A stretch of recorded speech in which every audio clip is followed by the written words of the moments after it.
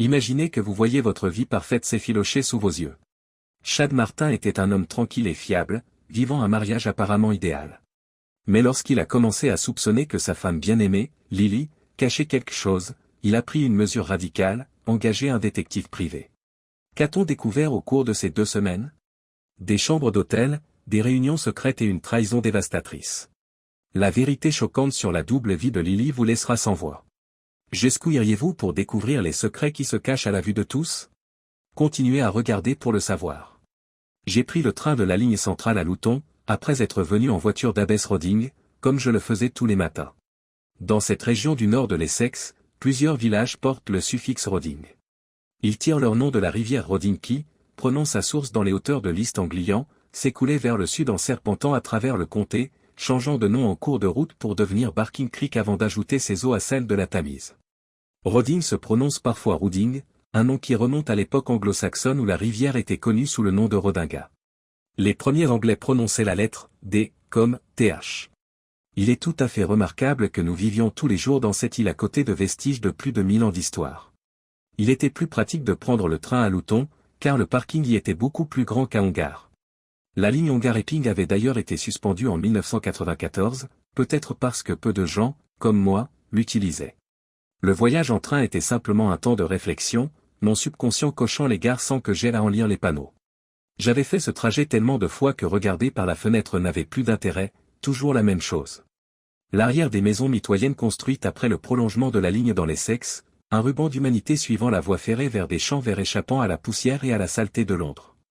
Les gares de marchandises, autrefois très fréquentées, sont devenues des parkings bondés dans les gares situées le long de la ligne, car il s'agit désormais d'un territoire de banlieue. Mes oreilles reconnaissaient le cliquetis des autres lignes qui s'étendaient dans la grande banlieue et rejoignaient l'artère qui m'alimentait, ainsi que des milliers d'autres, dans le môle du commerce qu'était la City. Le gémissement des moteurs électriques lorsque le train accélérait, puis un rugissement et une pression sur les tympans lorsque le train descendait dans des tunnels à peine plus larges que le wagon lui-même, m'indiquaient que nous venions de quitter Laiton. Une pente nous a ramenés dans la lumière à Stratford, suivie d'une autre descente dans un tunnel. Aucun de ces éléments ne détournait mon attention du journal du matin, mais ils étaient suffisamment ancrés dans mon subconscient pour que je sache exactement où je me trouvais sans regarder par la fenêtre. Je l'ai remarqué à l'arrivée à Mile End où des centaines de personnes ont quitté le central en traversant le quai pour rejoindre la District Line et d'autres centaines se sont entassées dans les espaces qu'elles avaient laissés jusqu'à ce qu'il n'y ait plus que des places debout. L'arrêt suivant était Bethnal Green, d'où je devais partir. Le wagon était si serré que je commençais à me diriger vers les portes dès que le train quittait Mile End. Je passais devant des corps qui étaient confinés par d'autres corps dans le wagon serré. L'écrasement qui s'ensuivait me forçait à une intimité plus étroite avec ces étrangers qu'eux ou moi ne l'aurions souhaité. Les seins, les hanches et les fesses étaient frôlés et pressés involontairement tandis que je me débattais dans la foule, ma mallette se prenant dans les jupes et entre les jambes, entravant ma progression. J'atteignis enfin les portes au moment où le train s'arrêtait en grinçant. Avec un sifflement, les battants se sont ouverts et j'ai poussé pour sortir en luttant contre la vague de passagers qui montaient dans le train. Sortir de la gare à l'air frais était un plaisir. Le métro londonien, en vertu du fait qu'il est le plus ancien système de transport de masse souterrain au monde, souffre de certains problèmes. Le plus immédiat était l'absence d'air conditionné, mais les aventuriers de l'époque victorienne et édouardienne qui ont construit le système ne pouvaient pas prévoir l'avènement de cette commodité particulière.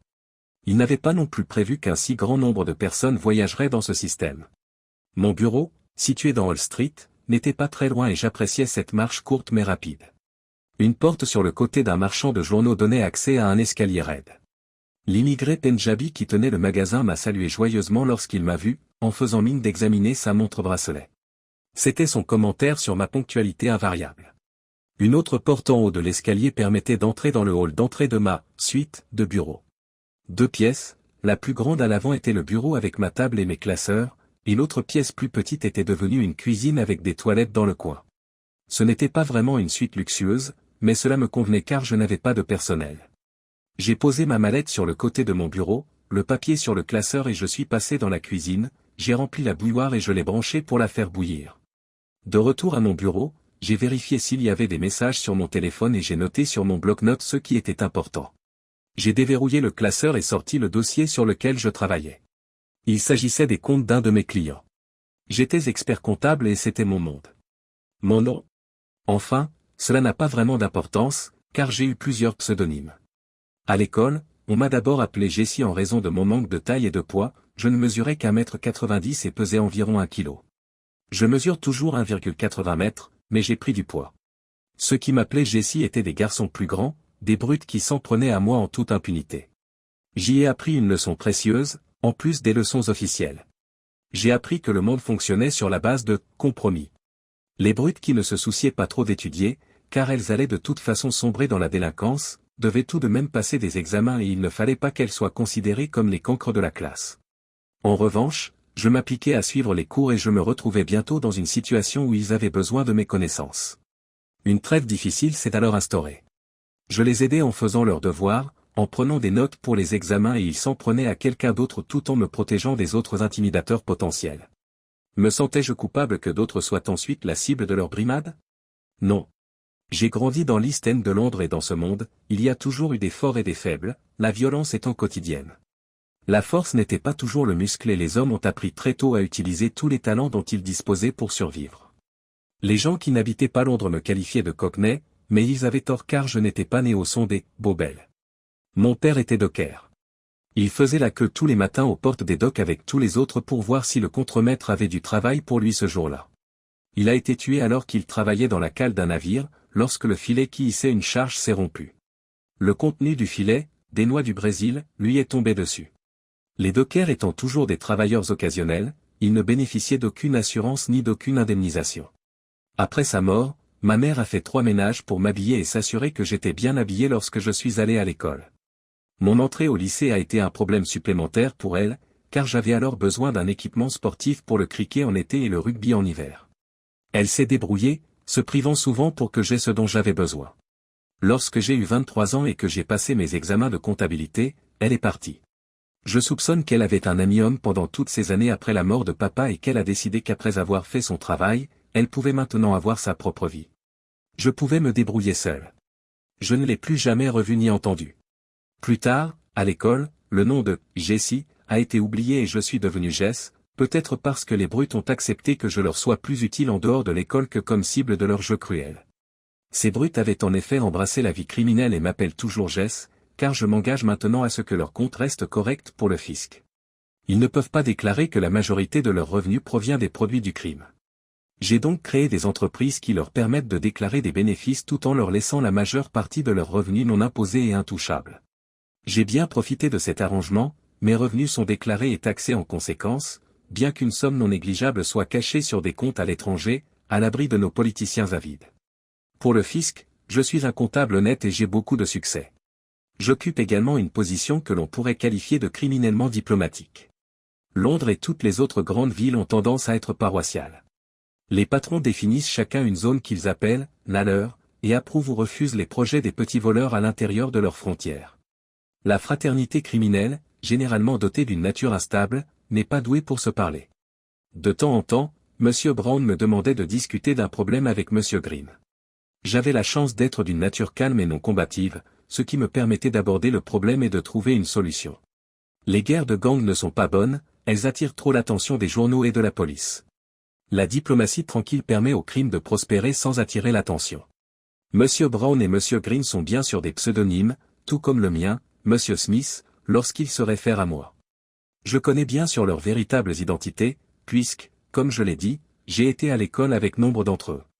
Les commissions perçues pour ces services constituent la base de mon filet de sécurité non imposé.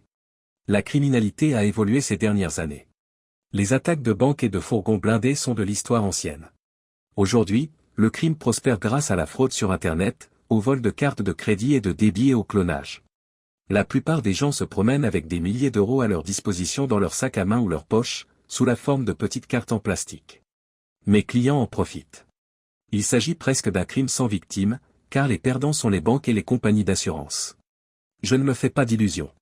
Je suis autant un criminel que mes clients, simplement parce que je garde leur confiance. Selon la loi britannique, la conspiration est tout aussi coupable que le crime lui-même. Notre système fonctionnait bien, mais je commençais à douter de pouvoir en dire autant de mon mariage. Je commençais à penser que Lily, ma femme, avait quelque chose à cacher. Je n'avais aucune preuve positive, aucun détail, aucune photo, aucun appel mystérieux, aucune absence inexpliquée. C'est l'absence de certains détails qui a éveillé mes soupçons. Les comptables examinent les détails que d'autres ignorent. Les factures de carte de crédit arrivent et la plupart des gens regardent le solde avec désinvolture épais, ou les ignorent complètement, laissant le prélèvement automatique qu'ils ont mis en place gérer le compte. Ce n'est pas mon cas. J'ai examiné de près chaque poste et les intérêts facturés. Si vous croyez que les sociétés de cartes de crédit ne font pas d'erreur, vous vivez dans un pays de nuages. Au cours des derniers mois, Lily a ajouté à sa garde-robe une jolie robe et un tailleur très élégant. Même moi, j'ai pu constater qu'il n'était pas bon marché. Au début, j'étais content qu'elle veuille être belle pour moi et elle les apporter lors d'événements sociaux auxquels nous avons assisté ensemble. En général, elle les portait au travail. Ils étaient probablement d'une qualité supérieure à celle que j'aurais jugée convenable pour le travail. C'est la curiosité qui m'a poussé à voir combien elle coûtait. Le détail qui m'a mis la puce à l'oreille, c'est qu'aucun débit n'apparaissait sur son relevé de carte de crédit. Le relevé bancaire, il s'agissait d'un compte joint, n'indiquait pas non plus de frais. Il n'y avait pas non plus de retrait de sommes importantes en espèces pour couvrir le coût, de sorte que Lily avait obtenu ses vêtements gratuitement. S'il y a une chose que j'ai apprise au cours de mes années de formation, c'est que l'on n'obtient rien pour rien dans ce monde. Il se peut qu'il lui ait été fourni pour son travail, après tout les réceptionnistes doivent être beaux pour donner la première impression de leur employeur. L'autre idée qui me dérangeait était que quelqu'un, probablement un homme, les avait achetés pour elle. Y a-t-il eu un échange quelque part ? Si un homme achetait des vêtements à une jolie femme, c'était généralement à la condition qu'il soit autorisé, à un moment ou à un autre, à les retirer à la personne qui les portait et à profiter de la jolie femme lorsqu'elle n'était pas habillée. Y avait-il un autre homme sur la photo ? Je ne saurais le dire, si ce n'est qu'il faut enquêter sur ce point. Je pouvais en faire une partie moi-même, mais pour la plus grande partie de l'enquête, j'avais besoin de trouver d'autres personnes qui pourraient m'aider. J'avais rencontré Lily lorsque j'avais rendu visite à un client. C'était une réceptionniste nouvellement embauchée, et elle était parfaite pour le poste. Jolie, mais pas belle, elle avait des manières qui faisaient que c'était un plaisir de lui parler. Son visage était sans artifice et reflétait son humeur. Elle souriait facilement à son interlocuteur et possédait un talent d'empathie qui attirait l'autre vers elle. Lily était une Essex Girl, une appellation qui est devenue une plaisanterie au Royaume-Uni. Certes, elle portait des talons aiguilles, mais la couleur de ses chaussures était toujours assortie à celle de sa robe, et elle portait rarement du blanc. Si elle dansait autour de son sac à main au milieu d'un club, c'était uniquement pour le protéger des travailleurs affairés de quelqu'un comme Frank. Il m'a dit un jour que la plupart des cartes de crédit, libérées, qu'il recevait étaient empruntées à des gens dans les boîtes de nuit. J'ai rendu visite à ma cliente fréquemment et j'ai appris à la connaître assez bien. Elle n'était pas très intelligente, d'après ce que j'ai compris en discutant avec elle, et elle serait la première à l'admettre, mais elle écoutait et posait des questions pour essayer de combler les lacunes de son éducation. Elle était orpheline et avait été élevée dans un foyer pour enfants, ce qui expliquait la pauvreté de son éducation. Elle savait cependant comment se présenter, toujours élégamment habillée et avec un maquillage impeccable. J'ai été surpris lorsqu'elle m'a fait savoir qu'elle accepterait de sortir avec moi. Pour notre premier rendez-vous, je l'ai emmenée manger dans un bon restaurant. Elle était tout à fait à l'aise avec sa personnalité et n'essayait pas de jouer la comédie. Notre conversation s'est déroulée facilement et nous avons passé une soirée agréable. D'autres rendez-vous ont suivi, au concert, au théâtre et à la danse. Lily était consciente de nos tailles respectives, elle était de la même taille que moi et portait des chaussures plates lors de nos rendez-vous, alors qu'elle portait des talons hauts au travail. Je lui ai dit que ce n'était pas un problème pour moi si elle voulait porter des talons hauts. Tu es sûr ? Ce n'est pas un problème. J'ai répondu. J'ai regardé les gens en l'air toute ma vie, et te regarder en l'air est la meilleure chose qui soit. À partir de ce moment-là, Lily a porté des talons hauts qui lui allaient à ravir. Ses jambes étaient une œuvre d'art. Je lui ai demandé de m'épouser, et ses larmes ont coulé sur son visage souriant lorsqu'elle a accepté. Nous avons passé notre lune de miel à Tenerife où Lily, qui malgré ses 25 ans était relativement innocente, s'est montrée très enthousiaste à l'égard de notre relation physique. J'étais de 5 ans son aîné et j'avais eu la chance d'apprendre auprès de quelques femmes expérimentées. J'ai été particulièrement satisfait lorsqu'elle s'est étonnée de la taille de mon appendice. Ma taille en aurait amené plus d'un à penser que j'étais proportionné à tous égards. En réalité, je n'étais pas plus grand que la moyenne. Mais sur mon petit gabarit, il paraissait grand. L'enthousiasme de Lily ne s'est pas démenti, même lorsque nous sommes revenus à la réalité du quotidien. La comptabilité est un métier ennuyeux et aride, mais qui paie très bien. Je pouvais me permettre de nous garder tous les deux, mais Lily aimait son travail et voulait le garder. Nous étions mariés depuis 3 ans lorsqu'elle a changé d'emploi pour travailler dans une entreprise de Chelmsford. Elle était à nouveau réceptionniste, mais comme elle l'a expliqué, il était plus facile de se rendre au travail à Chelmsford qu'à Stratford. Le trajet entre Abbey's Rodin et Chelmsford est d'environ 15 miles et lui prend une demi-heure. Le trajet jusqu'à Stratford lui prendrait au mieux 1 heure. Tout cela me paraissait raisonnable et j'ai remplacé sa vieille voiture par une Volkswagen Golf d'occasion afin qu'elle dispose d'une voiture fiable pour faire le trajet. Lily n'utilisait sa voiture que pour se rendre au travail et en revenir, et pour faire ses courses dans un supermarché proche de son travail. Nous avons utilisé ma voiture à part cela, elle était plus grande et plus confortable et Lily préférait qu'on la conduise. Les reçus des services effectués sur sa voiture se trouvaient dans mes dossiers et indiquaient le kilométrage exact. Je pouvais facilement calculer son kilométrage hebdomadaire moyen et estimer le kilométrage que sa voiture devrait afficher maintenant, alors quand j'en ai eu l'occasion un week-end, alors que Lily était dans son bain, j'ai vérifié le compteur kilométrique. Mon estimation tenait compte de quelques trajets supplémentaires au cours des 7 dernières semaines depuis l'entretien, mais Lily avait réussi à parcourir quelques 400 km de plus que ce que j'avais calculé. Ce n'est pas beaucoup, mais par rapport à la moyenne calculée à partir du nombre de jours entre les révisions, elle roulait en moyenne 60 km de plus par semaine. Où allait-elle pendant ces 60 km? Il était temps de trouver de l'aide. Je savais où je pouvais trouver Frank à 11 heures du matin. Il serait au Starlight. C'est un cliché, je sais, que les chefs criminels possèdent une boîte de nuit, mais il y a une raison à cela. Avec tant de gens qui allaient et venaient, il était difficile de dire qui parlait à qui et de quoi ils discutaient. Cependant, à cette heure de la journée, je n'étais qu'un comptable venu parler à un client. Frank venait d'arriver et buvait sa première tasse de café. Il m'en a servi un dès que je suis entré dans son bureau. Un problème avec les comptes, Jess? Frank avait commencé par être l'une des brutes de l'école, il y a quelques années. Non, Frank. J'ai secoué la tête. J'ai un problème. Un problème personnel. Je sais. Mais je ne suis pas chirurgien esthétique. Il a souri. C'était de la répartie rapide pour Frank. J'ai esquissé un mince sourire avant de poursuivre. J'ai besoin de quelqu'un qui puisse suivre ma femme et me dire où elle va. Oh. Son visage est devenu sérieux. Vous ne pensez pas qu'elle est. Il a laissé la phrase en suspens. C'est une possibilité. J'ai dit, c'est une possibilité. Il a bu lentement une gorgée de son café. Puis il a hoché la tête. Il y a quelqu'un. Il me doit une faveur. Tout le monde doit une faveur à Frank. On ne le pense pas forcément, mais Frank sait obtenir des faveurs de la part des personnages les plus improbables. Je vais lui parler. Voulez-vous le rencontrer ici? Je peux le faire venir cet après-midi. J'ai réfléchi, puis j'ai acquiescé. Oui, Frank. Ce sera bien. Il sera discret. Il le sera. S'il sait ce qui est bon pour lui. Il nous a resservi du café à tous les deux. Jess. Si elle s'amuse, qu'est-ce que tu vas faire? Divorcer? J'y avais pensé. Non. Si elle se bat, son avocat commencera à fouiller dans mes finances pour obtenir une augmentation de sa pension alimentaire. Je ne veux pas que quelqu'un fouille dans mes affaires. Cela pourrait révéler beaucoup de choses que nous préférerions tous les deux garder secrètes. Il a levé les yeux au ciel, inquiet. Non, je vois où vous voulez en venir. Alors qu'allez-vous faire? Je la laisserai partir à la dérive avec un paiement mensuel pour qu'elle se tienne tranquille. Je pourrais m'arranger pour un résultat plus permanent. Merci Frank. Mais non merci. Un corps a l'habitude d'être retrouvé. Nous ne voulons pas que des bouseux foulent le pas de nos portes. Et puis je ne pourrais pas faire ça à Lily. Tu l'aimes alors? Oui, je l'aime. Mais si elle s'amuse, elle s'en va. Je ne pourrais pas vivre avec elle. Jamais. Cet après-midi-là, je suis de retour au Starlight. L'homme attendait nerveusement. Une convocation de Frank avait généralement cet effet. Frank nous a présenté.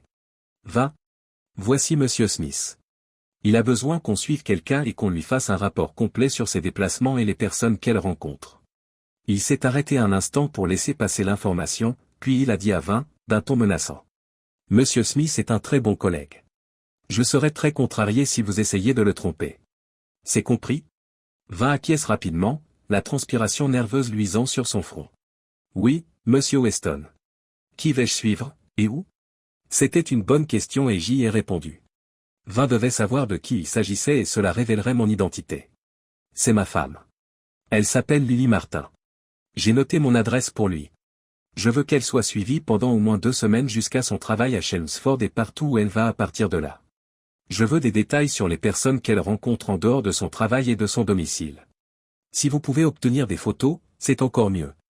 Elle quitte généralement son domicile à 8h15 et conduit une VW Golf argentée. J'ai repris le morceau de papier et j'ai noté le numéro d'immatriculation. Il a regardé l'adresse. Où se trouve cet endroit? À Bess Roding. J'ai pensé que c'était un bon début. C'est à environ 6 miles au nord de Shiping-Ongar.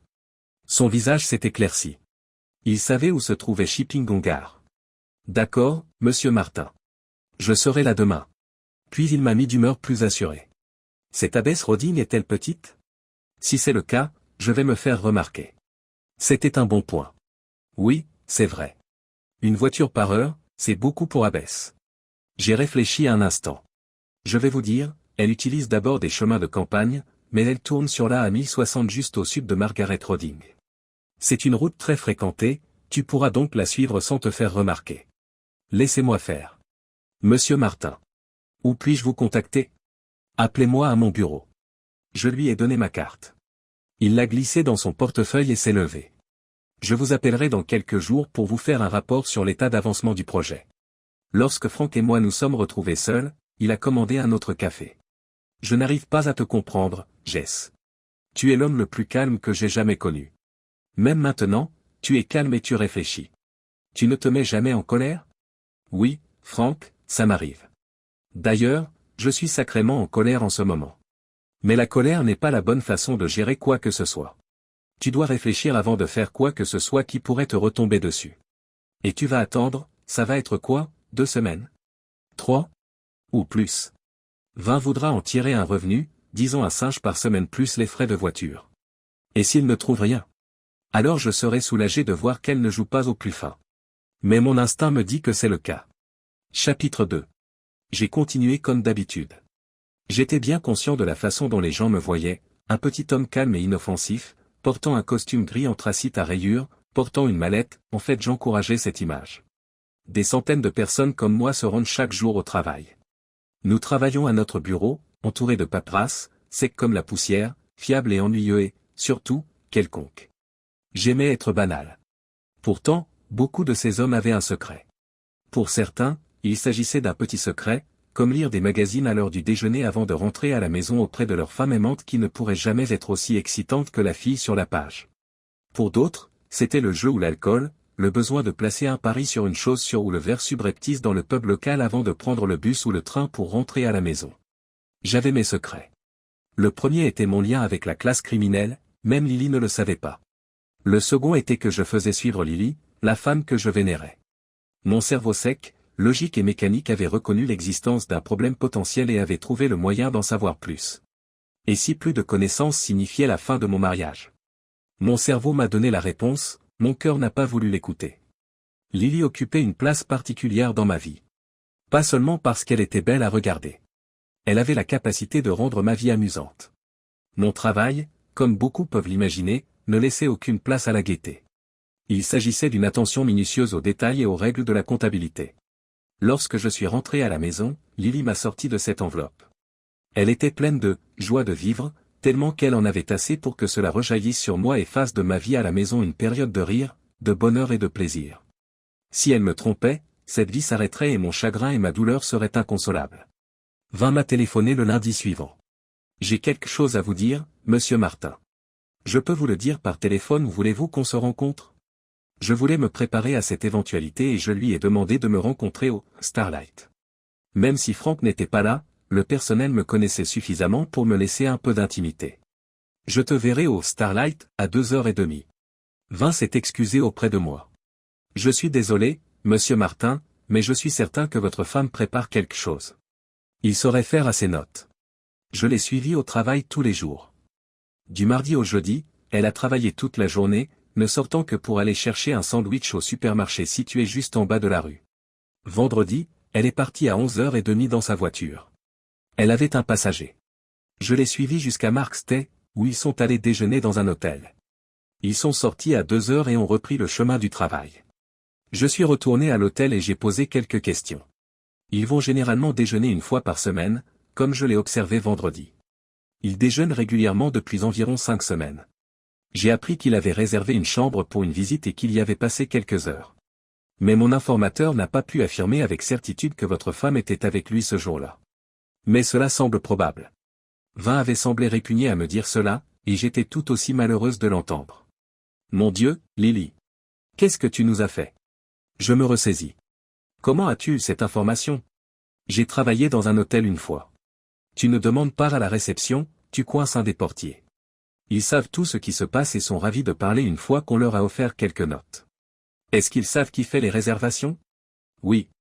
La chambre du portier est équipée d'un ordinateur connecté à la page des réservations, de sorte qu'ils savent où emmener les valises lorsqu'un client arrive. Qui est l'homme avec qui elle déjeune? Il s'appelle Bennington. W.A. Bennington.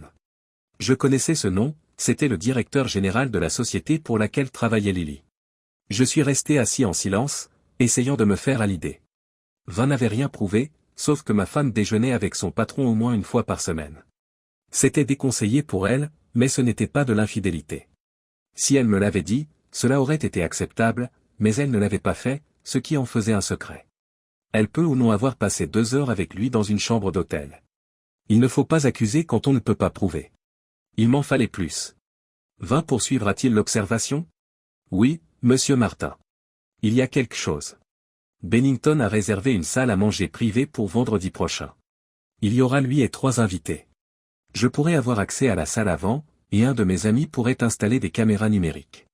Si vous pensez que cela peut aider. Je l'ai regardé. On ne les verra pas? Il a secoué la tête. Non, monsieur Martin. Ils sont si petits qu'il peut les mettre dans les bouches d'air conditionné et les détecteurs de fumée.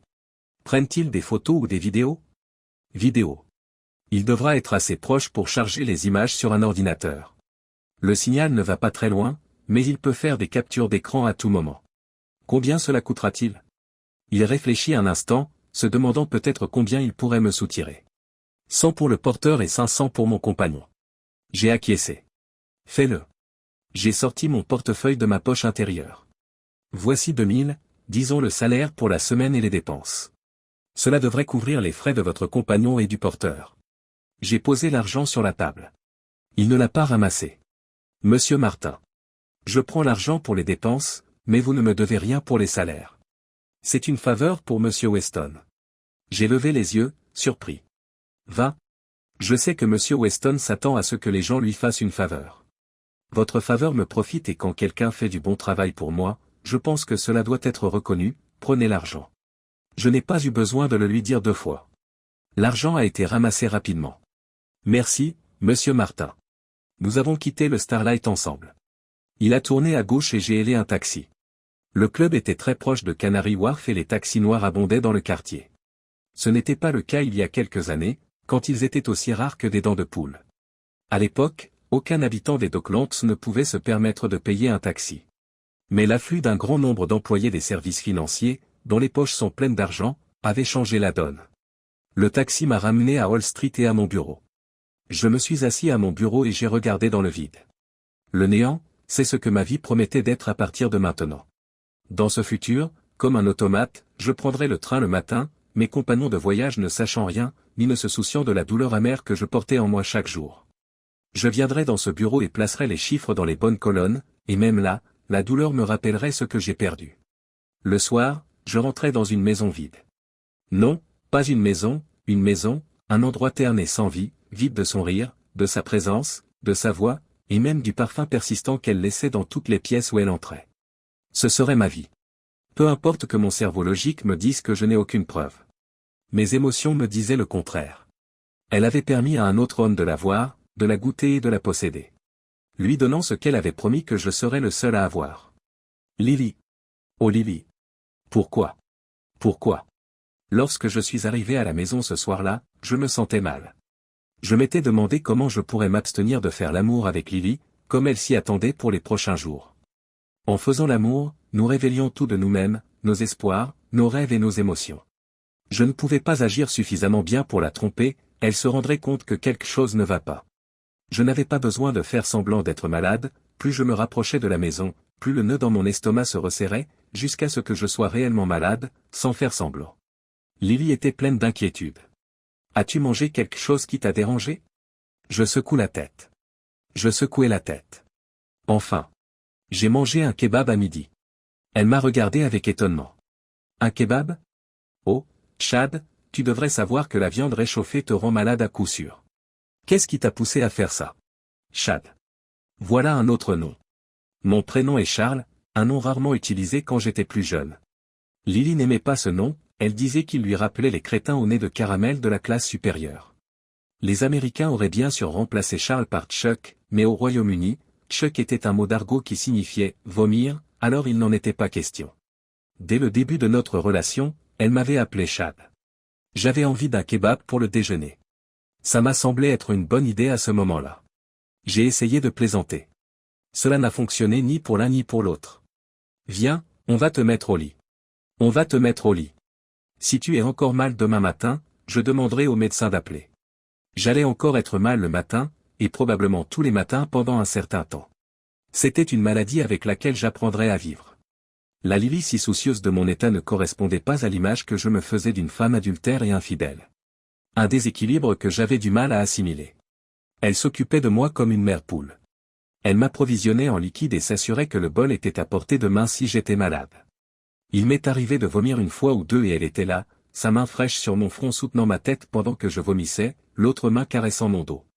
Ces gestes affectueux ajoutaient à la dichotomie plutôt qu'ils ne la résolvaient. Je pouvais mettre un terme à cette situation, mais avec quoi pouvais-je la mettre au défi? Qu'elle a déjeuné avec son patron? Je ne pouvais pas être certain qu'elle ferait partie de la fête vendredi prochain.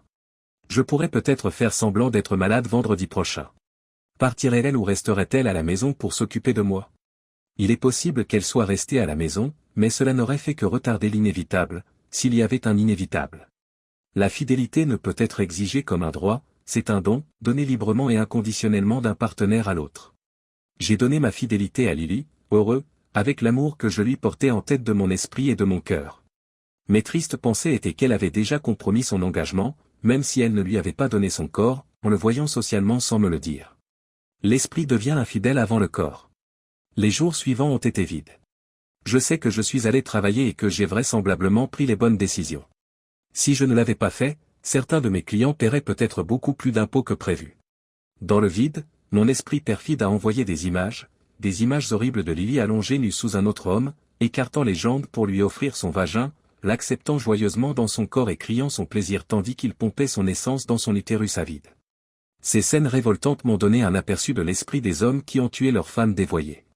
J'ai mis de côté ces pensées lorsque m'est venue à l'esprit l'image de Lily, sans vie et froide, étendue sur la terre nue, qui m'a fait froid dans le dos. Même si je la détestais pour sa tromperie, je l'aimais. Comment ces deux émotions pouvaient-elles coexister? Ce vendredi fatidique, je ne suis pas allé travailler à l'heure habituelle. Je voulais voir ce que Lily porterait au travail. Elle semblait mal à l'aise avec ma présence bien après l'heure habituelle de départ. Cela m'a alerté. Tu ne te sens toujours pas bien, Chad? Non. Lily, je vais bien. Pourquoi cette question? D'habitude, vous quittez la maison à 7h30. Oh. Désolé de ne pas t'avoir dit que je ne rentrerai pas à l'heure habituelle. J'ai un rendez-vous à Laiton à 10h. Cela m'a semblé idiot d'entrer dans le bureau pendant 10 minutes puis de ressortir à nouveau. Lily accepta l'explication. Cependant, lorsqu'elle est descendue, elle portait un manteau Burberry ceinturé. J'ai regardé le manteau d'un air perplexe. Je pense qu'il pourrait pleuvoir aujourd'hui. Elle a expliqué. Y avait-il de la culpabilité sur son visage? Je me suis dit que c'était possible. Elle m'a embrassé et a quitté la maison. Je suis monté à l'étage et j'ai regardé dans son armoire. Je suis probablement aussi peu observateur que n'importe quel autre homme. Le choix des vêtements de Lily était donc un mystère pour moi. J'ai remarqué des robes que je ne me souvenais pas avoir vues auparavant et je me suis demandé si son admirateur secret avait encore montré son appréciation. Quoi qu'il en soit, j'ai trouvé la robe que j'avais remarquée lorsque mes soupçons s'étaient éveillés, mais pas le tailleur. J'étais donc à peu près sûr qu'elle le portait aujourd'hui. Je l'avais déjà vu porter ce vêtement au travail au moins une fois, alors pourquoi cacher le costume maintenant? Je pensais que c'était la raison pour laquelle elle avait porté le Burberry.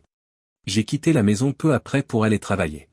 Vers 4h30, mon téléphone a sonné. Comme d'habitude, je n'ai pas donné mon nom quand j'ai répondu, j'ai juste dit « bonjour » et j'ai attendu que mon interlocuteur demande Monsieur Smith ou Monsieur Martin, ce qui m'a permis de savoir de quel type d'appel il s'agissait. Monsieur Martin. Oui, je parle. C'est 20. Monsieur Martin. Mon cœur battait la chamade. Est-ce que ça va être bon ou mauvais? Qu'avez-vous pour moi? Je détestais dire ces mots. Je pouvais entendre la sympathie dans sa voix lorsqu'il a répondu « Je suis désolé, Monsieur Martin. » Je vois. Je suis resté silencieux, sachant que mon mariage était terminé. Monsieur Martin. Je suis là, 20. Pouvez-vous venir à mon bureau lundi? Oui. À quelle heure? Vers 11h. Je serai là.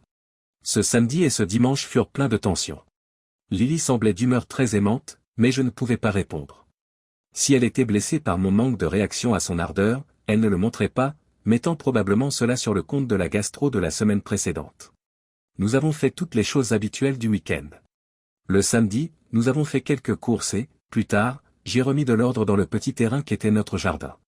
La maison était une construction traditionnelle en bois de l'Essex que j'avais acheté avant notre mariage. J'ai pris le temps d'inspecter le bardage, comme d'habitude après l'hiver, il y avait des endroits qui nécessitaient un traitement et de la peinture.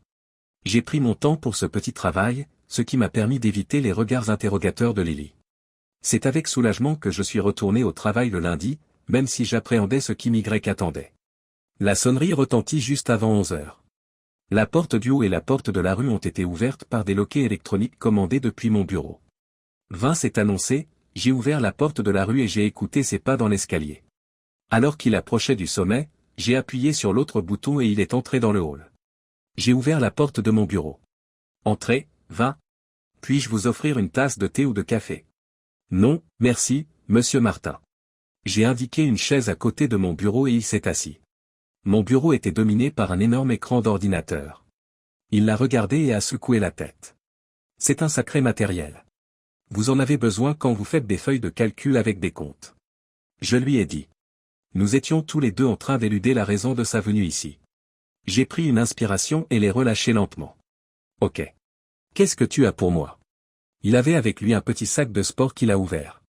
Il en sortit une enveloppe rigide et rembourrée qu'il me tendit. À l'intérieur se trouvaient de nombreuses photos et un DVD dans un boîtier. Monsieur Martin. Je vous conseille de ne pas regarder le DVD. Tout d'abord, il dure 2 heures et demie et vous serez bouleversé par ce qu'il montre. Monsieur Bennington et votre femme ont rencontré 2 autres hommes à l'hôtel. Ils sont tous montés dans la salle à manger privée et le DVD les montre en train de déjeuner. Les autres messieurs sont Monsieur Askin et Monsieur Wellow. Il semblerait qu'ils soient en mesure d'attribuer un très gros contrat à la société de Monsieur Bennington. J'ai leur numéro d'immatriculation si vous souhaitez aller plus loin. Après le déjeuner, le personnel a débarrassé la vaisselle et les a laissés seuls.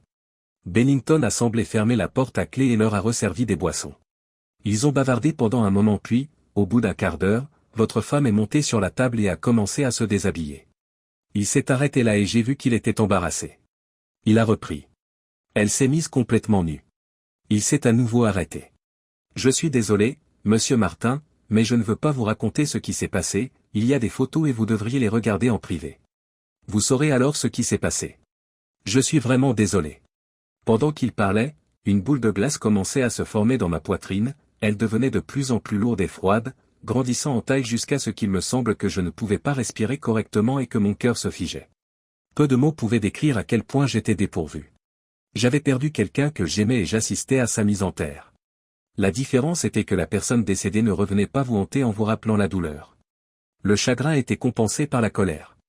J'étais en colère contre Lily, mais je nourrissais une colère amère et inextinguible contre Bennington et les 2 autres hommes. Bennington savait qu'elle était mariée, mais il la traitait avec un mépris total, comme si ses vœux ne signifiaient rien. Je m'occuperais d'abord de Lily, puis ce serait au tour de Bennington et des 2 autres. Je m'éclaircis la gorge. 20, est-il possible avec ces numéros d'enregistrement de savoir où ils vivent, s'ils sont mariés ou non? C'est possible, monsieur Martin. Il y a toujours 1 ou 2 flics qui aiment gagner un peu d'argent. Combien pensez-vous? Quelques centaines devraient suffire. J'ai acquiescé et il a continué. Monsieur Martin, vous êtes un type bien. Je ne vais pas vous léser sur ce coup-là. J'obtiendrai les informations et vous pourrez vous arranger avec moi quand je les aurai obtenues. Nous avons encore parlé un peu avant qu'il ne parte. Mais la dernière chose qu'il m'a dite, c'est « Ne fais rien de stupide. Ne faites pas de bêtises, monsieur Martin. » Je lui ai dit que je ne le ferais pas. J'ai parcouru le DVD. Je n'ai jamais été un fan de ce genre de film, et un film mettant en scène ma femme ne m'aurait certainement pas plu. J'ai sauté une grande partie de la pièce, en particulier le moment où Lily s'est approchée de la table en se servant d'une chaise et a enlevé ses vêtements par coquetterie. Je n'avais besoin que des passages les plus importants et des commentaires. C'était très intéressant et cela a alimenté ma colère contre les 3 hommes. Je n'ai pas pu regarder le moment où elle leur a permis d'avoir un accès total à son corps, j'aurais été physiquement malade. Le son allait et venait en fonction de l'endroit où il se trouvait. Les hommes parlaient après avoir joui de ma femme. Lily était allée aux toilettes pour se nettoyer, je suppose. Celui que j'ai identifié comme étant Wellow a dit à Bennington. Où l'as-tu trouvé? Il leur sourit. Bien, n'est-ce pas, remarqua Bennington d'un air hautain. Asuka acquiesce. Elle fait ressembler ma femme à une foutue statue. Il regarde Bennington. Y a-t-il une chance que cela se reproduise? Je serais heureux de payer la chambre. Je pense que oui. Faites-moi savoir quand vous voudrez revenir. Elle est mariée, n'est-ce pas? Demande Willow. Bennington sourit. Oui. Je pense que son mari est un petit avorton pathétique. Elle prétend qu'il est comptable, mais il n'est probablement qu'un modeste aide-comptable. Je parie qu'il est si petit qu'elle ne l'a jamais senti. Ils ont tous éclaté de rire. C'est à ce moment-là que j'ai mis le DVD en pause. Je me suis dit qu'on verrait bien qui rira le dernier. Mais d'abord, je devais affronter Lily. Chapitre 3. Je quittais le bureau peu après 20.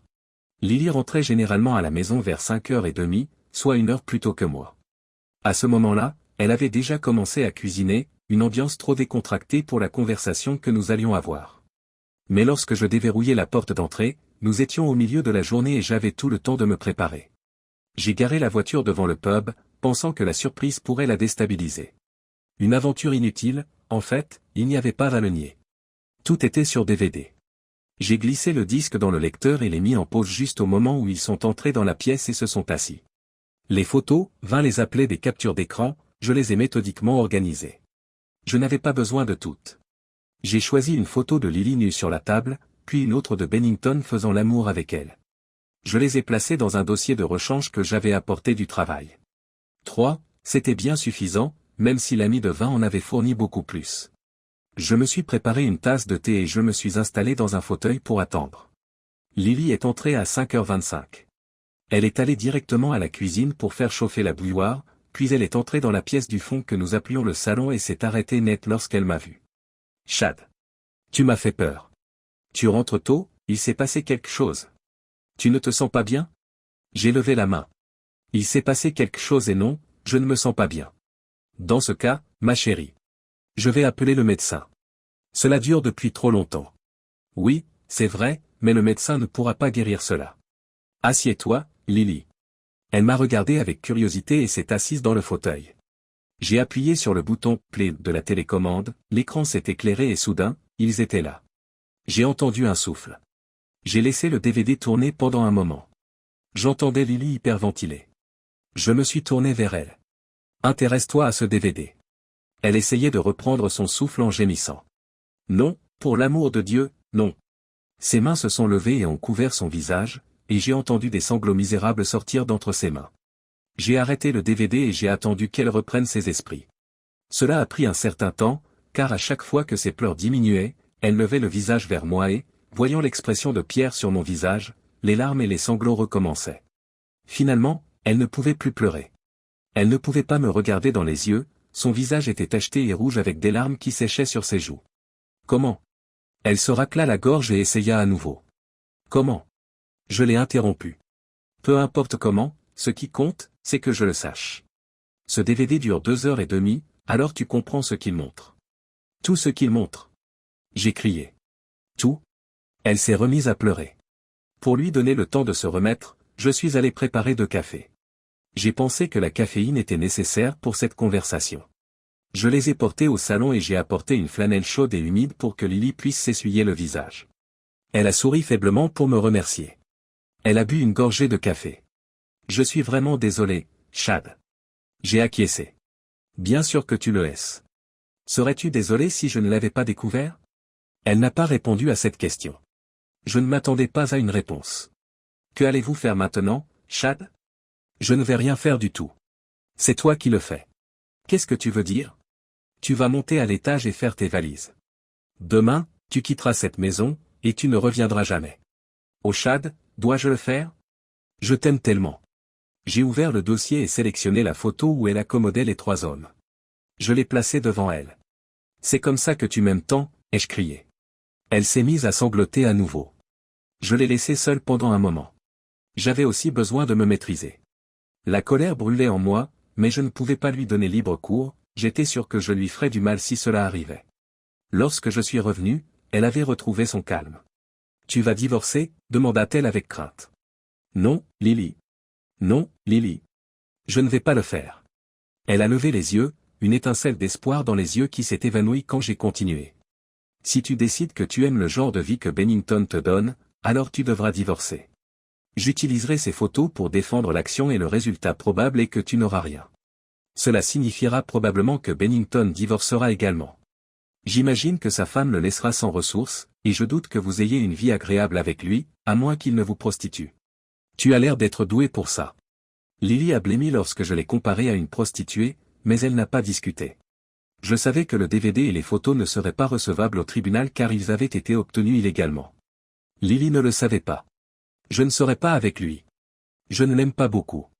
La question qui me vient à l'esprit est la suivante, si c'est le cas, pourquoi lui donner son corps? Je n'ai pas demandé, cela l'aurait invité à s'expliquer et je ne pouvais pas faire face à l'humiliation de la voir me dire que je n'étais pas assez bon pour elle. Pourquoi n'allez-vous pas divorcer? Cela ne sert pas à grand-chose. Je ne vais pas me remarier, tu sembles m'avoir dégoûté de l'état de mariage. Un divorce me coûterait cher, j'ai travaillé trop dur pour mettre tout cela en péril. Tu t'en vas.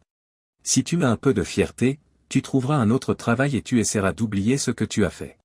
Toutefois, je vous accorderai une allocation. Vous devez ouvrir votre propre compte en banque car à partir de demain, vos cartes ne fonctionneront plus. Je mettrai de l'argent sur ton compte chaque mois. Oh, et tu peux garder la voiture. Lily est perplexe. Pourquoi tu ferais ça? Lily. Je t'ai aimé et je t'aime encore, mais ce que tu as fait m'a fait beaucoup de mal. Tu étais préoccupé par le fait que j'étais malade ces derniers temps. Ce n'était pas une gastro, c'est d'avoir appris ce que tu avais fait qui l'a provoqué. Je ne peux plus vivre avec toi, chaque fois que je te vois, cela me rappelle ce que tu as fait et tu subis ma colère. Je t'ai donné mon cœur lorsque nous nous sommes mariés et je ne peux pas revenir en arrière. Malgré tout, mon amour pour toi ne me permettra pas de te voir dans l'épreuve. Chérie. Nous pouvons travailler ensemble et trouver un moyen de surmonter cela. Lily essaya encore. Oh oui. Répondis-je avec sarcasme. Ce n'est pas nous qui devons surmonter cela, Lily. C'est moi. Je t'ai regardé avec ces hommes et cela m'a rendu physiquement malade. Ma femme, la femme que j'aime, laissant entrer d'autres hommes dans son corps, et semblant heureuse de le faire. Ces images sanglantes sont gravées dans ma mémoire. Le seul moyen pour moi de surmonter cela est l'amnésie totale. Lily se morfondait à l'étage, préparant lentement ses vêtements. Chaque fois que je devais monter, elle me regardait d'un air plaintif, me demandant du regard si j'allais changer d'avis. Je n'y parvenais pas. Les images que j'avais en tête me narguaient, endurcissant mon cœur. Elle a téléphoné à une certaine Daphné dans la soirée et j'ai supposé qu'elle s'était arrangée pour me loger quelque part pendant un certain temps. Je l'ai entendue descendre les escaliers, accompagnée de bruits sourds que j'imaginais être dus au fait que la valise bien remplie était trop lourde pour elle. Il y a une semaine, je me serais précipité pour l'aider, mais ce soir-là, je ne le ferai plus jamais. Elle est entrée dans le salon. Je pars maintenant. Une de mes amies au travail me laisse squatter chez elle pendant quelques jours. Demain, je quitterai mon travail sans préavis. Elle a attendu dans l'espoir que je lui dise de rester. J'ai anéanti ses espoirs. C'est dommage que tu n'aies pas donné ton préavis il y a quelques mois. J'ai dit avec colère. Chad. Je suis vraiment désolé, vraiment très désolé. S'il te plaît, rappelle-toi que je t'aime. Je n'ai pas répondu. Elle a ouvert la porte d'entrée et je l'ai entendu sangloter à nouveau en tirant la valise. La porte s'est refermée. J'ai passé le reste de la soirée dans la misère la plus totale, me couchant beaucoup plus tard que d'habitude. Le linge de lit avait gardé son parfum et je ne pouvais pas l'arrêter mes larmes. S'il y avait un réconfort dans tout cela, c'était que Lily n'avait pas dit cette chose stupide, ça ne veut rien dire, ce n'était que du sexe, ou, ce n'est pas ce que tu penses. Comment un infidèle peut-il sortir de telles phrases? Quand la preuve était là, sur l'écran de télévision. Je savais que j'avais fait ce qu'il fallait, mais bon sang. J'avais mal. Lily m'avait fait du mal et je m'étais fait du mal. Quand cela s'arrêtera-t-il? La routine et le souci du détail avaient été l'essence même de ma vie. Pourtant, en l'espace d'une semaine, j'étais arrivé 2 fois en retard au bureau. Mon marchand de journaux Punjabi en fut si troublé qu'il dut venir m'interroger lorsque j'arrivai à mon bureau le lendemain. Monsieur Martin, Saïb. Il est très inhabituel pour vous d'être en retard. Je remarque que cela s'est produit 2 fois au cours de la semaine dernière. J'ai l'impression que mon garde-temps ne fonctionne pas correctement. Monsieur Chandali. Votre montre est parfaitement en ordre. J'ai eu des rendez-vous près de chez moi que j'ai conclus en premier. Ne vous inquiétez pas, le monde n'a pas tellement changé. Je suis très heureux de l'entendre, monsieur Martin. Je vois que vous n'avez pas pris votre journal ce matin. Permettez-moi de le faire. Il s'est précipité dans son magasin et est revenu immédiatement avec un exemplaire de mon Financial Times habituel. Il me l'a présenté comme s'il s'agissait d'un cadeau inestimable. J'ai fouillé dans ma poche pour prendre l'argent. Non, non, monsieur Martin. Pas d'argent, s'il vous plaît. C'est un plaisir. J'ai monté les escaliers en marchant, ma foi en la nature humaine s'étant un peu rétablie. Plus tard dans la journée, Vin m'a téléphoné. Je voulais juste savoir, monsieur Martin, si vous alliez bien. Merci Vin. Mon amour-propre a été sévèrement touché, mais je survivrai. Et madame Martin? Disparu. Je suis désolé, mais je suppose que vous n'aviez pas le choix. Je suis d'accord avec lui. Il a poursuivi. J'aurai bientôt les coordonnées de ces deux hommes. Mon ami le flic dit que si les voitures sont enregistrées au nom d'une société, voulez-vous qu'il aille plus loin? Qu'est-ce qu'il veut dire? C'est simple. Il téléphone à la société de manière officielle et comme c'est un flic, ils lui diront à qui ces voitures sont attribuées et leur adresse. Va. Vous connaissez des flics peu recommandables. Il rit. Seulement un ou deux, monsieur Martin. Juste un ou deux. N'ayant aucune raison de rentrer chez moi à l'heure habituelle, j'ai décidé de continuer à travailler. J'ai sans doute encore alarmé monsieur Chandali. Il ne s'agissait pas d'un travail pour mes clients, mais d'une recherche pour moi. La quantité d'informations que l'on peut obtenir sur une entreprise peut en surprendre plus d'un. J'allais faire des recherches sur monsieur Bennington et sur la société dont il était le directeur général, Elwin Dax&Co. Chapitre 4. J'avais deux ordinateurs dans mon bureau. Le principal, sur lequel je faisais mes comptes, n'avait jamais été connecté à Internet. Le récepteur sans fil avait même été retiré. Franck et les autres m'avaient appris à quel point il était facile de pirater un ordinateur. J'avais une deuxième machine pour accéder à l'Internet. Le site web de la compagnie House m'a donné beaucoup d'informations, y compris les comptes de l'année précédente. Il s'agit de comptes abrégés, mais très utiles si l'on sait les lire. Après une présentation générale, j'ai examiné le fonds de prévoyance. Toute entreprise bien gérée dispose d'un tel fonds. Il s'agit en fait de la tirelire privée de l'entreprise. Dans les bonnes années, les excédents sont placés dans le fonds de réserve. Comme il réduisait le bénéfice net et n'était pas déclaré comme dividende, il n'entrait pas dans le calcul de l'impôt. Dans les mauvaises années, on utilisait la réserve pour couvrir la baisse ou l'absence de bénéfices, tout en permettant à l'entreprise de déclarer un dividende. L'autre raison est le besoin soudain et imprévu de capitaux rapides. De nombreux comptables vous diront que le fonds de réserve est un indicateur de la santé de l'entreprise. Bien qu'Elwin Dax et compagnie ait déclaré un modeste bénéfice d'une année sur l'autre, le fonds de prévoyance était négligeable. Je me suis dit que c'était intéressant. Soit le fonds de prévoyance avait été utilisé pour augmenter les bénéfices et était maintenant presque vide, soit l'entreprise n'avait jamais été en bonne santé. J'ai ensuite consulté le site de Dun & Bradstreet. Il faut être enregistré pour entrer et les comptables sont toujours enregistrés auprès de D&B. Ils rédigent leur rapport avec beaucoup de soin en précisant que leur résumé est basé sur les données disponibles et ne doit pas être considéré comme une preuve de la santé financière de l'entreprise. Les comptables savent lire entre les lignes et leur rapport sur Elwin Dax et compagnie n'était pas encourageant. Une enquête plus approfondie s'imposait, mais pour cela je devais me rendre à la compagnie House. Ce que je cherchais n'était pas disponible sur l'Internet. Le lendemain, je me suis rendu directement à la compagnie House et je suis rentré à mon bureau en fin de matinée. Pour la première fois depuis quelques semaines, j'étais heureux. J'avais décidé de faire tomber Bennington et j'étais ravi qu'il m'aide dans cette entreprise. Je suppose que l'on peut dire qu'une merde est toujours une merde, et Bennington ne faisait certainement pas exception à la règle. J'avais recueilli des informations intéressantes et, bien qu'elles ne démontrent pas l'existence d'une fausse comptabilité, elles indiquaient que c'était peut-être ce qui était en train de se produire. J'ai laissé un message à Vin. J'avais un autre travail pour lui. Il m'a appelé cet après-midi-là. Puis-je vous aider, monsieur Martin? Oui, Vin. Pourriez-vous aller à Chelmsford et surveiller l'entreprise où ma femme travaillait? Qu'est-ce que je cherche? Je veux que vous notiez les numéros d'immatriculation de leurs véhicules de transport de marchandises. Je doute que vous puissiez les obtenir tous, car ils sont environ 25 et circulent dans tout le pays. Mais si vous pouvez en obtenir une bonne partie, cela devrait suffire. Oui, je peux le faire. 2 ou 3 jours devraient suffire. C'est ce que je pensais. Voulez-vous savoir à qui ils sont enregistrés? J'étais impressionné. Vin n'était pas stupide. Tu es en avance sur moi. Oui, je le veux. Laissez-moi faire, monsieur Martin. Je vous recontacterai dans 3 ou 4 jours. La dépréciation de la flotte avait éveillé mes soupçons. Les réclamations étaient conformes aux lignes directrices émises par le ministère des Douanes et du Revenu, mais il n'y avait aucune mention de dépenses d'investissement pour ces véhicules dans le compte d'investissement, alors qu'un montant presque similaire était affiché pour l'entretien chaque année. Or, ces camions coûtent très cher et, à mesure qu'ils vieillissent, leur coût d'entretien augmente. Tout porte à croire qu'aucun nouveau camion n'a été acheté et que la flotte est vieillissante.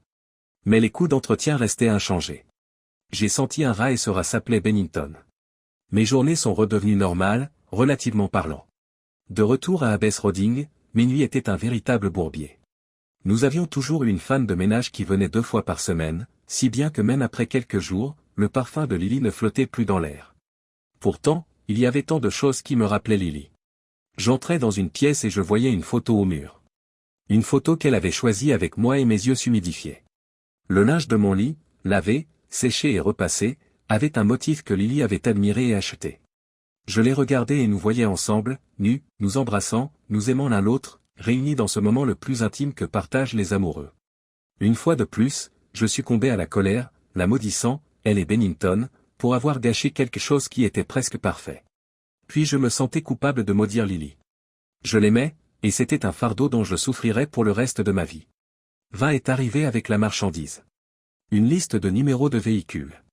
Il en avait 18, et le plus beau, c'est qu'ils étaient tous enregistrés auprès d'une société de leasing. Ils étaient tous enregistrés au nom d'une société de leasing.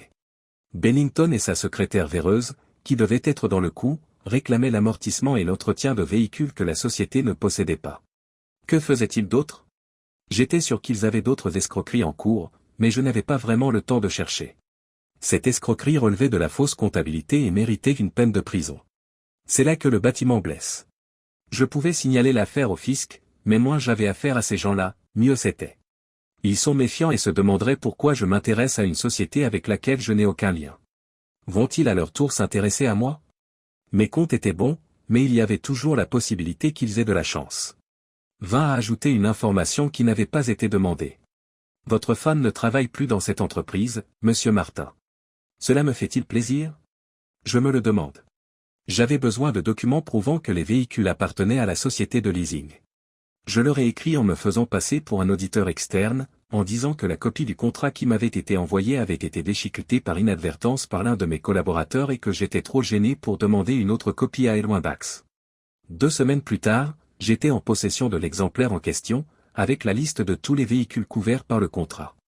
J'avais fait des recherches sur la société. Il existe de nombreux sites internet où l'on peut obtenir des informations, et j'ai dû en consulter un certain nombre avant de dresser le tableau. Fondée en 1897 pour transporter des céréales moulues de l'Essex rural vers les boulangeries de Londres, elle a mené une existence rentable mais peu spectaculaire. Juste après la Première Guerre mondiale, elle a profité de la vente à bas prix d'un grand nombre d'anciens véhicules de transport de marchandises de l'armée pour se lancer dans le transport de colis. Le secteur des céréales s'est étiolé au fil des ans et aujourd'hui, l'entreprise se consacre au transport et à l'entreposage de marchandises.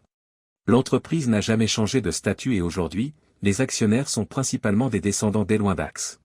Alors qu'autrefois les actions étaient détenues en totalité par 3 personnes, les enfants du fondateur, elles étaient aujourd'hui détenues par quelques 22 descendants, qui possédaient tous moins de 10% des actions, à l'exception de 2 d'entre eux qui détenaient ensemble un peu plus de 30%. Ces 2-là figuraient également sur la liste des administrateurs. Un plan me vient à l'esprit. Je me demandais si ces 2 directeurs pouvaient se targuer d'une grande perspicacité. L'un d'eux était le lieutenant-général, retraité, A.R. Stanley et l'autre était Madame T.B. Dax. Les autres directeurs étaient Bennington lui-même et J.M. Chambers, secrétaire de la société. Le général et Madame Dax comprenaient qu'en tant que directeurs, ils étaient légalement responsables de l'exactitude des comptes de la société tels qu'ils étaient soumis au fisc et à la compagnie House? J'en doute. Comprenaient-ils également que, dans la mesure où un actif qui soutenait la rentabilité n'était pas un actif, la société pouvait être considérée comme exerçant des activités commerciales alors qu'elle était insolvable? Un délit pénal. Que allais-je faire de mes connaissances? J'en ai parlé à Frank, car je pensais qu'il avait la possibilité de créer une entreprise qui pourrait être rentable pour un investissement minime. Il s'est d'abord montré sceptique. Jess. Tout ce bazar juste pour se venger de ce type. Je peux envoyer quelques gars pour lui donner une bonne gifle. C'est simple et direct. C'est vrai, Frank. Mais à moins qu'il n'ait l'intention de l'étouffer, il s'en remettra et il sera toujours bien assis, avec son style de vie et sa position intacte. Bien sûr, il y a la petite question de la GBH, juste un peu illégale. Je lui ai rappelé. Ma façon de faire va le ruiner financièrement pour le reste de sa vie. Il pourrait aussi se faire remuer un peu. Et ce que je fais est légal. Frank soupire. Ok. Jess. Je veux bien te suivre, mais ça va coûter combien? Tout ce dont j'ai besoin, c'est de ton nom. Je le financerai, mais je ne veux pas que mon nom figure sur les documents, cela pourrait alerter Bennington. À la fin de l'opération, tu pourrais avoir une bonne entreprise en activité qui te rapporterait de beaux bénéfices. Bon sang, Jess. Tu vas me faire rentrer dans le droit chemin, je le vois maintenant. Frank Weston, pilier de la communauté. Mon père se retournerait dans sa tombe. J'ai eu la même conversation avec Jack Hallam, un autre de mes clients qui menait un style de vie similaire à celui de Frank Weston. Frank savait que je m'adresserais à Jack et n'a eu aucun problème à le faire, pas plus que Jack. Il a entendu l'histoire et a proposé le même service que Frank. Une fois de plus, je l'ai persuadé que ma méthode était meilleure. Je ne le ferai pour personne d'autre que toi, Jess. Tu as toujours été honnête avec moi et tes conseils ont été judicieux. Comptez sur moi. La raison pour laquelle je voulais un autre nom était que je n'achetais pas autant d'actions en un seul nom, ce qui aurait alerté les principaux actionnaires. Le registre des actionnaires m'a donné leurs adresses et j'ai écrit à tous les petits actionnaires pour leur dire que mon principe était d'acheter leurs actions et leur proposer un prix qui leur ferait de l'œil. Je n'ai pas été surpris par leur empressement à mordre à l'hameçon. Ils avaient toujours reçu des dividendes, mais pas autant qu'ils le souhaitaient. La vision de quelques milliers de livres pour des actions qu'ils considéraient comme médiocres était une trop belle occasion. Ils n'ont pas tous mordu à l'hameçon, mais suffisamment pour me donner du poids lors de la prochaine assemblée des actionnaires. Je serai le mandataire de Frank et de Jack. L'assemblée des actionnaires devait se tenir en mars, dans quelques mois, principalement pour approuver les comptes et fixer le dividende. J'ai appris des actionnaires qui avaient accepté de vendre que peu d'entre eux se donnaient la peine d'assister à l'assemblée. Ayant hérité de leurs actions plutôt que d'être des investisseurs sérieux, ils ne s'intéressaient guère à la procédure. Je n'ai donc pas été surpris lorsque, à l'heure prévue, j'ai rejoint la réunion en constatant que l'assistance se limitait à Madame Dax, au lieutenant général Stanley, à Bennington, à Chambers et à moi-même. J'ai présenté les procurations écrites que Frank et Jack avaient rédigées pour moi. C'est Chambers qui les a vérifiées et qui a dit « Bienvenue à la réunion, Monsieur Martin ». Soudain, Bennington a eu l'air d'avoir avalé une grenouille vivante. Je voyais bien ce qui lui passait par la tête, étais-je le Martin qui l'avait cocufié? Stanley ouvre la séance. Les comptes ont été distribués pour consultation. Madame Dax et le général n'ont pas vraiment pris la peine de les lire, preuve de mon hypothèse selon laquelle ils n'avaient pas de formation commerciale. Je les ai étudiés attentivement. Ce n'était pas la pratique habituelle ici et Chambers et Bennington s'agitaient mal à l'aise. Y a-t-il quelque chose que vous ne comprenez pas, Monsieur Martin, demanda Chambers. Non, rien du tout. Non, rien du tout.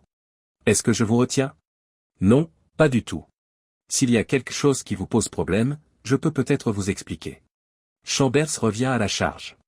Oh, je suis désolé. J'ai souri. La suite allait me plaire. J'ai sorti ma carte et je la lui ai tendue. Comme vous pouvez le constater, je suis qualifié, tout comme vous. Les comptables vérifient toujours, n'est-ce pas? Chambers n'était pas content, il a poussé ma carte vers Bennington. Il avait l'air d'une grenouille qui avait remonté toute la pente. Stanley avait sorti son stylo pour se préparer à signer. Je me suis tourné vers lui. Lieutenant général. Je ne signerais pas ces documents si j'étais vous. Vous commettriez une infraction. Quoi? Que voulez-vous dire, monsieur? Je suis désolé de devoir vous dire que ces comptes sont inexacts, pour ne pas dire faux. Le général me regarde d'un air féroce. Monsieur Martin. Vous feriez mieux d'être prêt à soutenir cette accusation. Nous perdons du temps. Bennington s'exprime bruyamment. Il y a d'autres choses à discuter.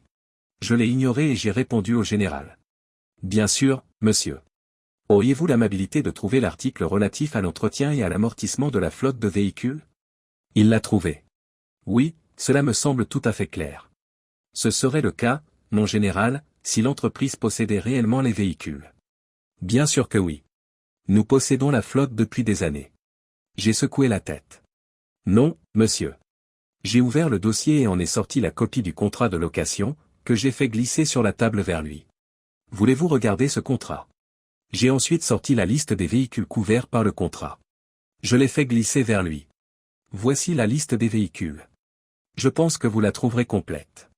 Il a lu le contrat, puis la liste, et les a transmis à Madame Dax pour qu'elle les consulte. Les signatures sur le contrat de la société étaient celles de Bennington et de Chambers. Ces deux messieurs semblaient assis sur des briques brûlantes, leurs visages rougissaient. Le général en avait assez vu. Bennington. Je pense que vous avez des explications à donner. Nous allons aller dans votre bureau et vous me direz ce qui se passe. Ce n'est pas ce que je voulais. Le général n'en savait probablement pas assez sur la comptabilité et Bennington utiliserait de la laine de qualité pour lui mettre des bâtons dans les roues. Général. J'ai attiré son attention. Cela fait des années que cela dure. Une explication pour les comptes de cette année est insuffisante. Sans cet actif, on pourrait dire que la société fait du commerce en étant insolvable, ce qui constitue un délit. Je conseille à la société de cesser immédiatement ses activités et de faire réaliser un audit indépendant complet. Ce n'est pas nécessaire. S'écrie Bennington. Chambers et lui n'avaient décidément pas l'air contents. Taisez-vous, mon vieux. Le général a pris une voix plus adaptée au terrain de parade. Il réfléchit. Il s'est retourné et a discuté à voix basse avec Madame Dax. Elle a hoché la tête et m'a regardé. Monsieur Martin. Est-ce que le général et moi-même risquons d'être poursuivis? J'ai acquiescé. Oui, je pense que vous pourriez l'être. Alors je pense que le général et moi-même voterons en faveur de votre proposition, je soutiens votre motion. Chambers a dû noter la motion dans le procès-verbal, puis a demandé. Tous ceux qui sont pour? Les mains du général et de Madame Dax se sont levées, tout comme la mienne. Ils détenaient à eux deux plus de 30% des actions, j'avais des votes par procuration pour 22%. Il n'y avait pas de contestation possible. Je partais après la réunion quand je suis tombé par hasard sur Bennington. Il m'a lancé un regard noir. Bâtard. J'ai hoché la tête. Il faut être un pour en connaître un, ai-je répondu en me penchant vers lui. Mais ne sous-estimez pas ces petits comptables, certains d'entre nous ont un réel pouvoir. À présent, il n'y avait plus de doute sur mon identité. J'étais persuadé que l'audit révélerait d'autres questions auxquelles Bennington devrait répondre. Quel effet cela fait-il de se tenir au bord du gouffre, sachant qu'il n'y a aucun moyen d'arrêter la chute inévitable? Chapitre 5. 4 semaines plus tard, les auditeurs indépendants ont terminé leur travail. En tant qu'actionnaire, Franck reçut une copie du rapport et me l'apporta. Je n'y comprends rien. Qu'est-ce qu'il nous dit? Je l'ai lu rapidement, tout en remarquant qu'il regardait autour de lui avec dégoût. Pourquoi ne pas aller dans un meilleur endroit, demanda-t-il. Cet endroit est un putain de trop. J'ai ignoré cela pendant un moment. Le rapport confirmait toutes les pensées que j'avais. Bennington s'était livré à de nombreuses escroqueries, arnaquant ses actionnaires et le fisc par de fausses pratiques comptables. Les auditeurs avaient prévenu le fisc qui commençait à passer à la moulinette. Ils avançaient lentement mais très minutieusement, ne manquant rien, ce qui finirait par recracher Bennington et Chambers en petits morceaux. La police était déjà impliquée. Bennington m'avait condamné à un monde de souffrance et il allait maintenant en faire l'expérience. J'ai expliqué le rapport et j'ai dit à Franck ce que cela signifiait pour Bennington. Il a grimacé. Je suis sûr qu'il ira dans un endroit où il fera la connaissance de certaines de vos connaissances. Il a ri. Puis j'ai répondu à son autre question. Franck, je reste ici parce que cela me convient. Si je déménageais dans des locaux plus salubres, les gens le remarqueraient. Le fisc pourrait être curieux et la dernière chose que je souhaite, ou que vous souhaitez d'ailleurs, c'est que le fisc soit curieux. Alors je reste ici, il pense que je ne suis qu'un comptable laborieux, qui ne déborde pas d'idées brillantes pour éviter les impôts, et il me laisse tranquille. Cela me convient. Il sourit. Je m'attendais à ce que vous disiez cela. Maintenant, que faisons-nous de cette entreprise que vous venez de ruiner? Elle n'est pas ruinée. Elle est viable. J'imagine que les actionnaires seront heureux de vendre leur part pour une somme symbolique et si vous ou Jacques souhaitez en prendre le contrôle, cela ne vous coûtera pas trop cher. Vous aurez une entreprise rentable, qui fera circuler des wagons dans tout le pays, voire à l'étranger. J'ai lancé cette phrase pour voir s'il y prêterait attention. C'est ce qu'il a fait. Ah. Cela pourrait être intéressant. Franck est parti en réfléchissant profondément. J'ai décidé qu'il était temps d'ajouter à l'agonie de Bennington. Vin m'a remis des enveloppes contenant des copies du DVD et des captures d'écran.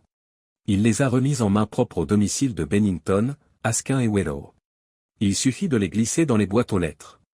Les avocats devaient être très reconnaissants de l'activité que je leur procurais. Le général m'a téléphoné quelques semaines plus tard. Monsieur Martin. Ma cousine, Madame Dax, et moi-même tenons à vous remercier pour votre aide. Il semble que nous devrons payer une amende au fisc, mais cela ne devrait pas être trop élevé. Il semble qu'ils gardent la plupart de leur colère pour Bennington et Chambers.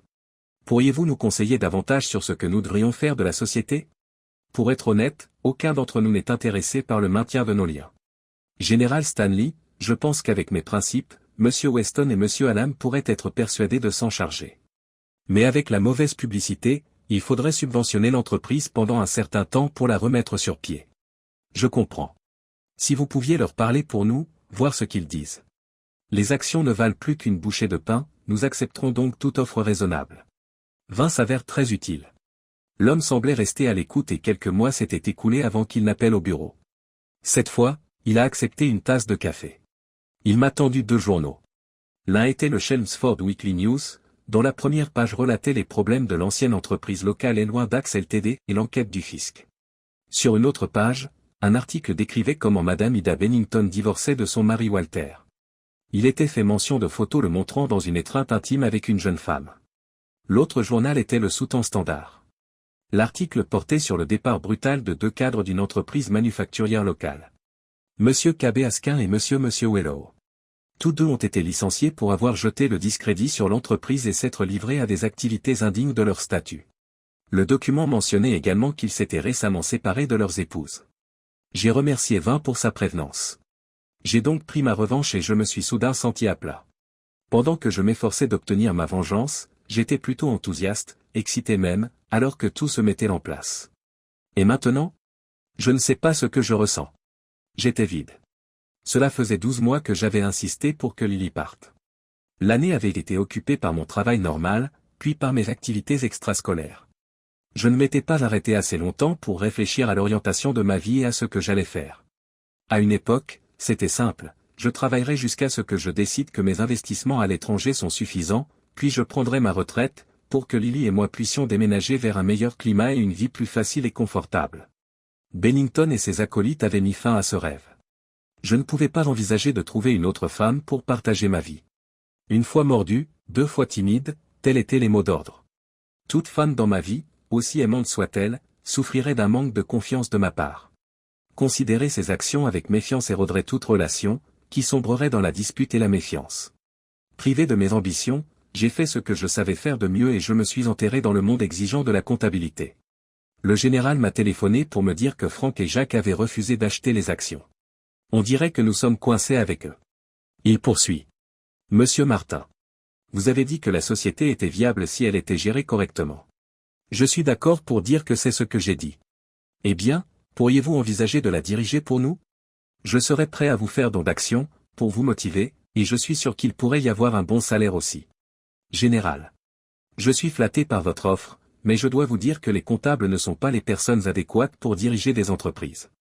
Vous avez besoin d'un entrepreneur, d'un homme qui a des idées et qui est prêt à prendre des risques. Les comptables, de par leur formation, en sont incapables. Il suffit pour s'en convaincre de penser aux grandes entreprises de ce pays qui ont échoué, British Rail, British Steel, Austin Rover, toutes dirigées par des comptables. Je comprends votre point de vue. Cette foutue armée est dirigée par des comptables maintenant. Dit-il avec amertume. Passons à autre chose. Je me demandais si vous accepteriez de venir déjeuner avec moi. Ma cousine, Madame Dax, est aussi impatiente que moi de vous témoigner notre gratitude pour votre intervention. Je crois que vous habitez près de Chelmsford, est-ce que mardi prochain vous conviendrait? Il était évident qu'il n'avait pas l'habitude de recevoir un « non » comme réponse. J'ai donc accepté. Il m'a donné son adresse, il habitait juste à côté de Danbury. Il a terminé par « De 12h à 12h30, ça ira ». Je me suis rendu à Danbury de bonne humeur. 12 mois s'étaient écoulés depuis que j'avais demandé à Lily de partir et pendant ces 12 mois, je n'étais pas sorti une seule fois en société. J'aimais bien le général. Il était un peu vieux jeu, mais il était facile de s'entendre avec lui. Il n'avait pas besoin de jouer au vieux soldat, il en était un et je suis sûr qu'il avait une foule d'histoires intéressantes à raconter. Sa maison n'était pas tout à fait ce à quoi je m'attendais. L'idée d'une résidence seigneuriale entourée d'un parc s'est évanouie lorsque je suis arrivé dans un modeste bungalow, le parc imaginé se transformant en un jardin très soigné et bien entretenu. Il m'a accueilli à la porte. Monsieur Martin. Merci beaucoup d'être venu. C'est un plaisir de vous revoir, général. Ambrose est l'étiquette. Chad.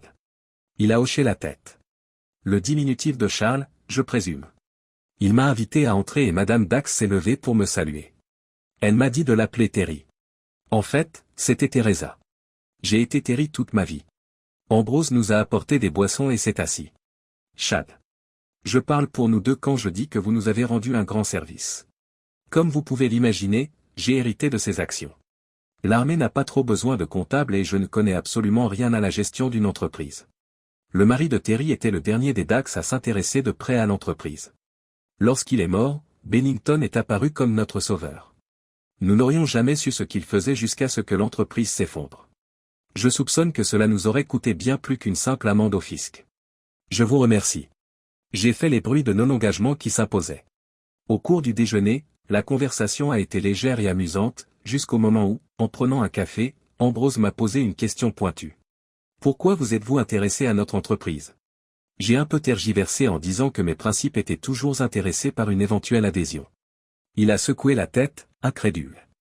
Cela n'aurait rien à voir avec Bennington avant tout, n'est-ce pas, Chad? Eh bien. Ou le fait qu'une jeune femme portant le même nom que le vôtre soit partie soudainement? J'ai levé les mains comme le ferait un soldat qui se rend. Ok, vous m'avez eu. Il sourit. C'est votre femme. Terry Dax a rejoint l'Inquisition. J'ai acquiescé. Mais vous n'êtes plus ensemble. Non. J'ai confirmé ses pensées avec tristesse. Ambroise me jeta un regard de sympathie. Cela ne vous aidera pas, mais elle n'était pas la seule. Bennington était un homme plutôt occupé dans ce domaine. Vous le saviez? J'étais un peu énervé. La police a interrogé le personnel et il semblerait que certains d'entre eux étaient au courant de ce qu'ils faisaient. La police a également trouvé une bouteille de liquide dans le tiroir de son bureau. Après analyse, il s'est avéré qu'il s'agissait d'une de ces mauvaises drogues que les bandits glissent dans le verre d'une fille. Terry Dax s'est approché de moi et a posé une main maternelle sur mon bras. Cette connaissance peut nous aider. Elle ne se contrôlait pas, j'ai secoué la tête. Elle se contrôlait quand elle est allée déjeuner avec lui toutes ces fois. Je ne vois pas en quoi le fait qu'il l'ait droguée a changé quoi que ce soit. Elle n'aurait jamais dû être là. Mon emportement a mis un frein à la conversation. Ambrose reprend et pose une question anodine. Vous habitez tout près de Chelmsford, je crois. J'accepte avec reconnaissance le changement de sujet. Oui, je vis à Abbess Roding. Oh, comme c'est charmant. Terry s'extasie. Les Roding sont de beaux villages. La conversation s'est alors orientée sur les délices des villages anglais en tant que lieu de vie. Je me préparais à ne pas abuser de l'hospitalité et j'ai dit que je devais partir. C'est alors que le général a fait un autre commentaire intuitif. Ce monsieur Weston est un homme plutôt difficile à traiter. Nous avons demandé ce que j'estimais être un prix très raisonnable pour les actions, mais il a offert si peu. Accepter reviendrait à les donner. Je le soupçonne d'être un peu voyou. J'ai souri. Vous avez peut-être raison, Ambrose. C'est un gars de l'East End comme moi. Je pense qu'il fait un peu d'esquive et de plongée. Ambrose sourit.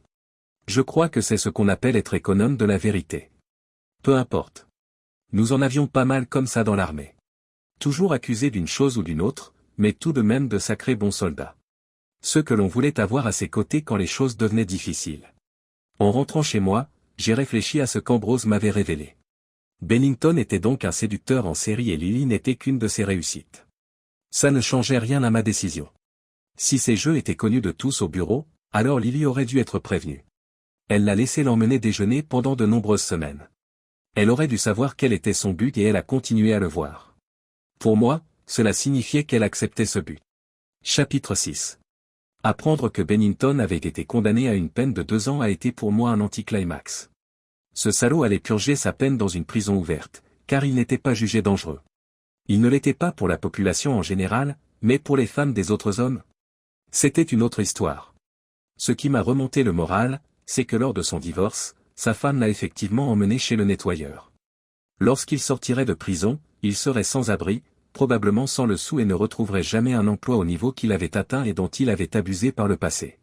Vin n'a rien trouvé concernant Askin et Wellow, à part le bref article paru dans le journal. J'étais satisfait. Non, je ne l'étais pas du tout. J'étais à jamais privé de la seule personne qui avait rendu ma vie heureuse, et c'est ce qu'il m'avait fait. Le destin n'en avait pas encore fini avec moi. Il avait encore des surprises dans sa manche. Le général et Madame Dax sont restés en contact. Je ne dirais pas qu'ils sont des amis proches, mais des connaissances amicales. Elwin Dax Ltd. Avait repris ses activités après l'enquête, le fisc ayant décidé qu'elle ne demanderait pas la liquidation, mais elle avait besoin d'une main forte à la barre. Ce jour-là, je m'étais entretenu avec eux avec 2 candidats pour remplacer Bennington. L'un d'entre eux me paraissait particulièrement approprié, mais l'un ou l'autre ferait l'affaire. Après le départ des candidats, nous nous sommes assis dans la salle de réunion autour d'une tasse de thé et avons discuté des candidats. Ils étaient tous deux d'accord avec moi sur le CV de l'un d'entre eux et voulaient lui faire une offre. J'ai dû souligner que le salaire et la structure des primes devraient être élevés pour l'attirer. Je reconnais qu'il est le meilleur candidat, mais je doute qu'il vienne ici pour le package que vous pouvez vous permettre d'offrir. La société fonctionne avec un découvert assez important. Des économies doivent être mises en place jusqu'à ce qu'il soit réduit. Peut-être devriez-vous vous contenter de Monsieur Sédon. Je pense qu'il fera du bon travail et que l'entreprise peut se le permettre. Chad, vous portez votre chapeau de comptable. Ambrose plaisante. Je croyais que c'était pour cela que vous m'aviez demandé de siéger. J'ai souri, et lui aussi. Terry Dax a réglé la question. Je pense que nous devrions écouter Chad. Il nous a déjà donné de bons conseils et nous devrions les accepter maintenant, Ambrose. Il a acquiescé. D'accord. Terry Dax change alors de sujet. Chad, avez-vous pensé à votre femme? Non. Vous devriez, vous savez. Je pense qu'elle est autant victime que vous dans cette histoire. Pourquoi pensez-vous cela, Terry? D'après ce que vous avez dit et ce que nous avons appris au cours de l'enquête, Bennington était un séducteur habile. Il était son patron et, en tant qu'employé, elle était encline à suivre ses instructions. Personne ne parlait de ses activités jusqu'à ce que la police les interroge, ce n'était donc pas de notoriété publique. Je doute qu'elle ait compris ce qu'il voulait, et je suis sûr qu'il lui a raconté une belle histoire. S'il utilisait cette drogue. Je pense que n'importe quelle fille tomberait dans le panneau. Pendant des mois, ma position a été que Lily était consciente de ce qu'elle faisait. Je m'étais accroché à cette idée, mais Terry avait suggéré un scénario tout à fait plausible. Lily n'avait jamais été soumise, mais elle était très consciencieuse dans son travail et appliquait à la lettre les instructions de son patron. Si elle n'avait pas la moindre idée de sa réputation, je doute qu'elle remette en question ses instructions et que, soudain, il soit trop tard. C'est en pensant aux paroles de Terry que je suis sorti de la cour et que j'ai tourné à gauche. Si je demandais à Lily de revenir, le ferait-elle à nouveau? Mon intuition me disait que non. Il y avait un supermarché à quelques centaines de mètres de là et, sur un coup de tête, j'ai décidé d'y faire un tour pour acheter quelques provisions. J'avais particulièrement besoin de poudre à laver. Ma femme de ménage, Madame Solby, s'était chargée de la lessive après mon incident. J'étais à court de lessive et de chemise propre en même temps. J'ai donc fait une lessive et j'ai utilisé du liquide vaisselle comme substitut. Mauvaise idée. J'ai dû faire 3 cycles de lavage avant d'arriver à enlever la mousse de mes chemises. Et encore, elles ont senti le détergent pendant des jours. Madame Solby n'était pas du même avis. Le tiroir à poudre était assez grand et elle pensait qu'il fallait le remplir. Je ne comprenais pas pourquoi elle ajoutait de la lessive à ma liste de besoins presque toutes les 2 semaines, jusqu'au jour où il se trouve que j'étais à la maison lorsqu'elle faisait la lessive. Avec diplomatie, je lui ai montré la petite cuillère qui accompagnait la poudre, en lui expliquant les recommandations du fabricant. Par la suite, je n'ai eu à acheter de la lessive en poudre qu'une fois toutes les 6 semaines. J'ai pris un panier et je suis entré dans le supermarché. J'ai eu un choc en voyant Lily à la caisse.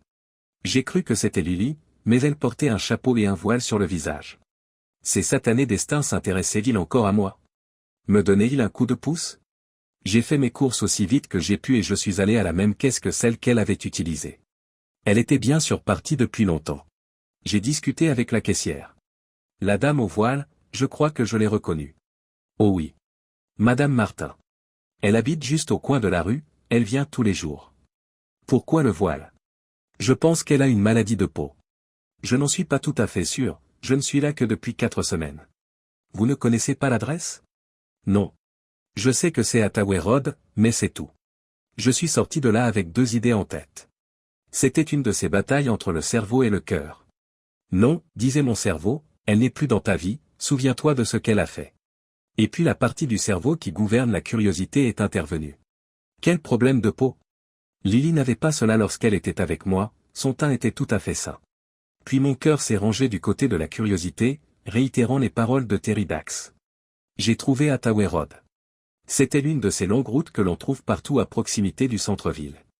De longues terrasses de maisons édouardiennes construites pour ceux que l'on appelait les artisans dans les années précédant la Première Guerre mondiale. Des fenêtres à guillotine en arc de cercle avec un toit en ardoise anguleux dépassant juste en dessous des fenêtres du premier étage. Il s'agissait autrefois de maisons populaires et bien proportionnées. Aujourd'hui, elles semblent être divisées en appartements et en chambres d'hôtes.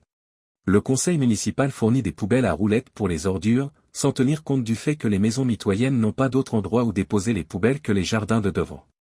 Les Édouardiens n'avaient pas envisagé une époque où presque toutes les familles auraient une voiture et n'avaient donc pas prévu d'espace de garage. La route était bordée de voitures garées de part et d'autre, certaines semblant être là depuis toujours à en juger par les pneus crevés, l'état de saleté mélangé aux fientes de pigeons et aux détritus qui se trouvaient en dessous. Je me suis glissé dans la première place qui s'offrait à moi. J'ai choisi la porte la plus proche et j'ai frappé. Au bout d'un moment, le visage d'une femme s'est dessiné tandis que la porte s'ouvrait sur une dizaine de centimètres. Oui. Je suis désolé de vous déranger. Je cherche une dame, une certaine Madame Martin. Savez-vous à quel numéro elle habite? Non. La porte se refermait quand j'ai ajouté rapidement. Elle porte un chapeau et un voile. La porte s'est à nouveau entr'ouverte. Je l'ai vue marcher sur la route. Elle habite quelque part par là. Elle m'a montré la droite. Merci. La porte s'est refermée avant même que je n'ai pu prononcer ces mots. Je suis remonté dans la voiture en me demandant si je devais continuer à rouler ou garder la place de parking que j'avais. J'ai continué à rouler en espérant avoir de la chance avec le parking. J'ai parcouru environ 200 mètres et j'ai commencé à chercher à me garer. Une fois de plus, j'ai eu de la chance car une place est apparue. J'avais des doutes sur la possibilité de me garer à cet endroit car il semblait y avoir beaucoup de verres brisés sur la route. Cependant, comme je ne voyais pas d'autre place, j'ai reculé. J'ai choisi une autre porte au hasard et j'ai frappé. J'ai attendu quelques minutes et, sans réponse, je suis allé frapper à la porte suivante. La porte s'est ouverte et un Pakistanais m'a jeté un regard noir. Je lui ai expliqué ma quête. La description de la dame voilée a de nouveau suscité une réponse et son visage est devenu moins agressif. Je ne connais pas son nom, mais elle habite juste là, au numéro 316. Je crois que c'est l'appartement du rez-de-chaussée. Je l'ai remercié et j'ai traversé la rue pour trouver le numéro 316. À un moment donné, le mur d'enceinte du jardin avait été abattu, sans doute pour créer un parking. Aujourd'hui, il n'est utilisé que pour les poubelles à roulettes. Il y avait 2 poussoirs à clochettes, dont l'un était étiqueté « appartement du haut ». L'autre n'avait pas d'indication et j'ai supposé qu'il s'agissait de l'appartement du rez-de-chaussée. J'ai appuyé sur le bouton. Pendant que j'attendais, mon estomac s'est mis à palpiter. Pourquoi étais-je nerveuse? La porte s'est ouverte et nous nous sommes regardés. Elle portait le chapeau et le voile. 5 minutes se sont écoulées avant qu'elle ne prenne la parole. Eh bien. Regardez qui le vent a fait entrer. Bonjour Lily. C'est ça? Me mettre à la porte et après tous ces mois, débarquer sur le pas de la porte avec un « Bonjour Lily ». C'était juste une salutation. Elle haussa les épaules. Je suppose que tu ferais mieux d'entrer. Elle dit d'un ton peu gracieux, puis se tourne et s'en va. Je l'ai suivie, laissant la porte se refermer derrière moi. La porte de son appartement était la première à droite et elle me l'attendit. L'endroit était meublé à la mode avec ce qui ressemblait à des meubles d'occasion, mais il y en avait peu. Une chaise, une petite table et un feu électrique à la place du conduit de cheminée. Sur le côté, dos à la fenêtre, il y avait une télévision portable sur une table basse. J'ai regardé autour de moi, puis je me suis tourné vers elle alors qu'elle enlevait son chapeau et son voile. J'étais choqué au plus haut point. Bon sang de bonsoir. Que t'est-il arrivé? Son visage était en désordre. On aurait dit un modèle de visage en plastique qui aurait fondu. De grandes zones de tissu rouge vif couvraient son front et le côté gauche de son visage. Ses lèvres avaient presque disparu. Elle m'a fixé en me défiant du regard. Je pouvais voir la colère. Je suis venu voir ce que tu avais fait, Chad. Regarde bien. Tu n'as qu'à le voir une fois, moi, je le verrai dans le miroir tous les jours jusqu'à la fin de ma vie. La fureur dans sa voix était indéniable. Lily. Qu'est-ce qui s'est passé? Comme si tu ne le savais pas, elle ricana. C'est le résultat de l'acide qu'on t'a jeté au visage. Tu pensais que ça ressemblerait à ça? Qu'est-ce que tu racontes?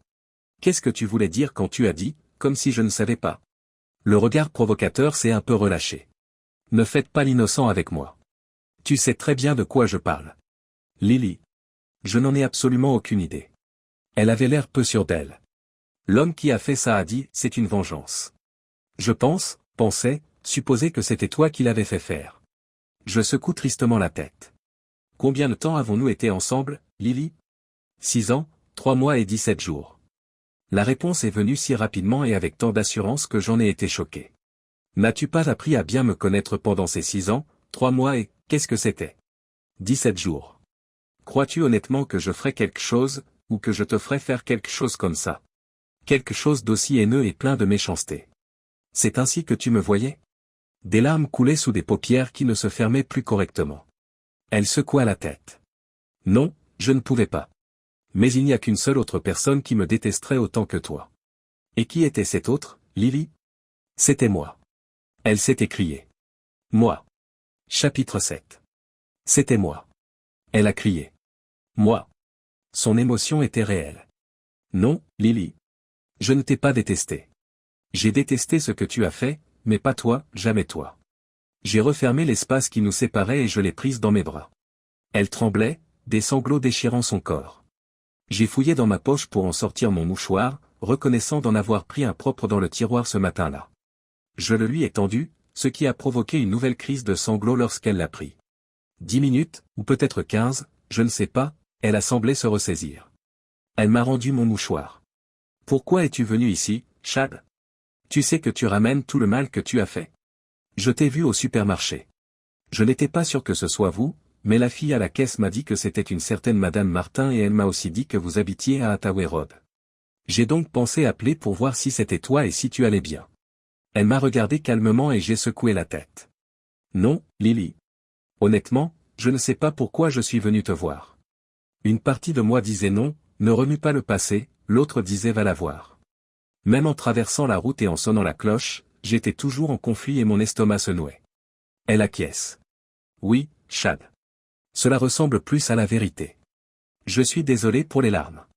Voulez-vous une tasse de thé? Ce serait bien. Je suis aussi sec que le Sahara. Elle est allée faire chauffer la bouilloire. Passez, Chad, si vous pouvez supporter de me voir. Elle m'a montré la pièce du fond qui était sa cuisine. Merci pour l'argent de poche que vous m'envoyez. C'est une aubaine maintenant que je ne peux plus travailler. Ils regardent mon visage et je peux voir le rejet dans leur attitude. Elle poursuit. J'ai dû vendre la voiture. Je n'avais pas les moyens de payer les frais de fonctionnement et j'avais besoin d'argent. Je pouvais comprendre cela.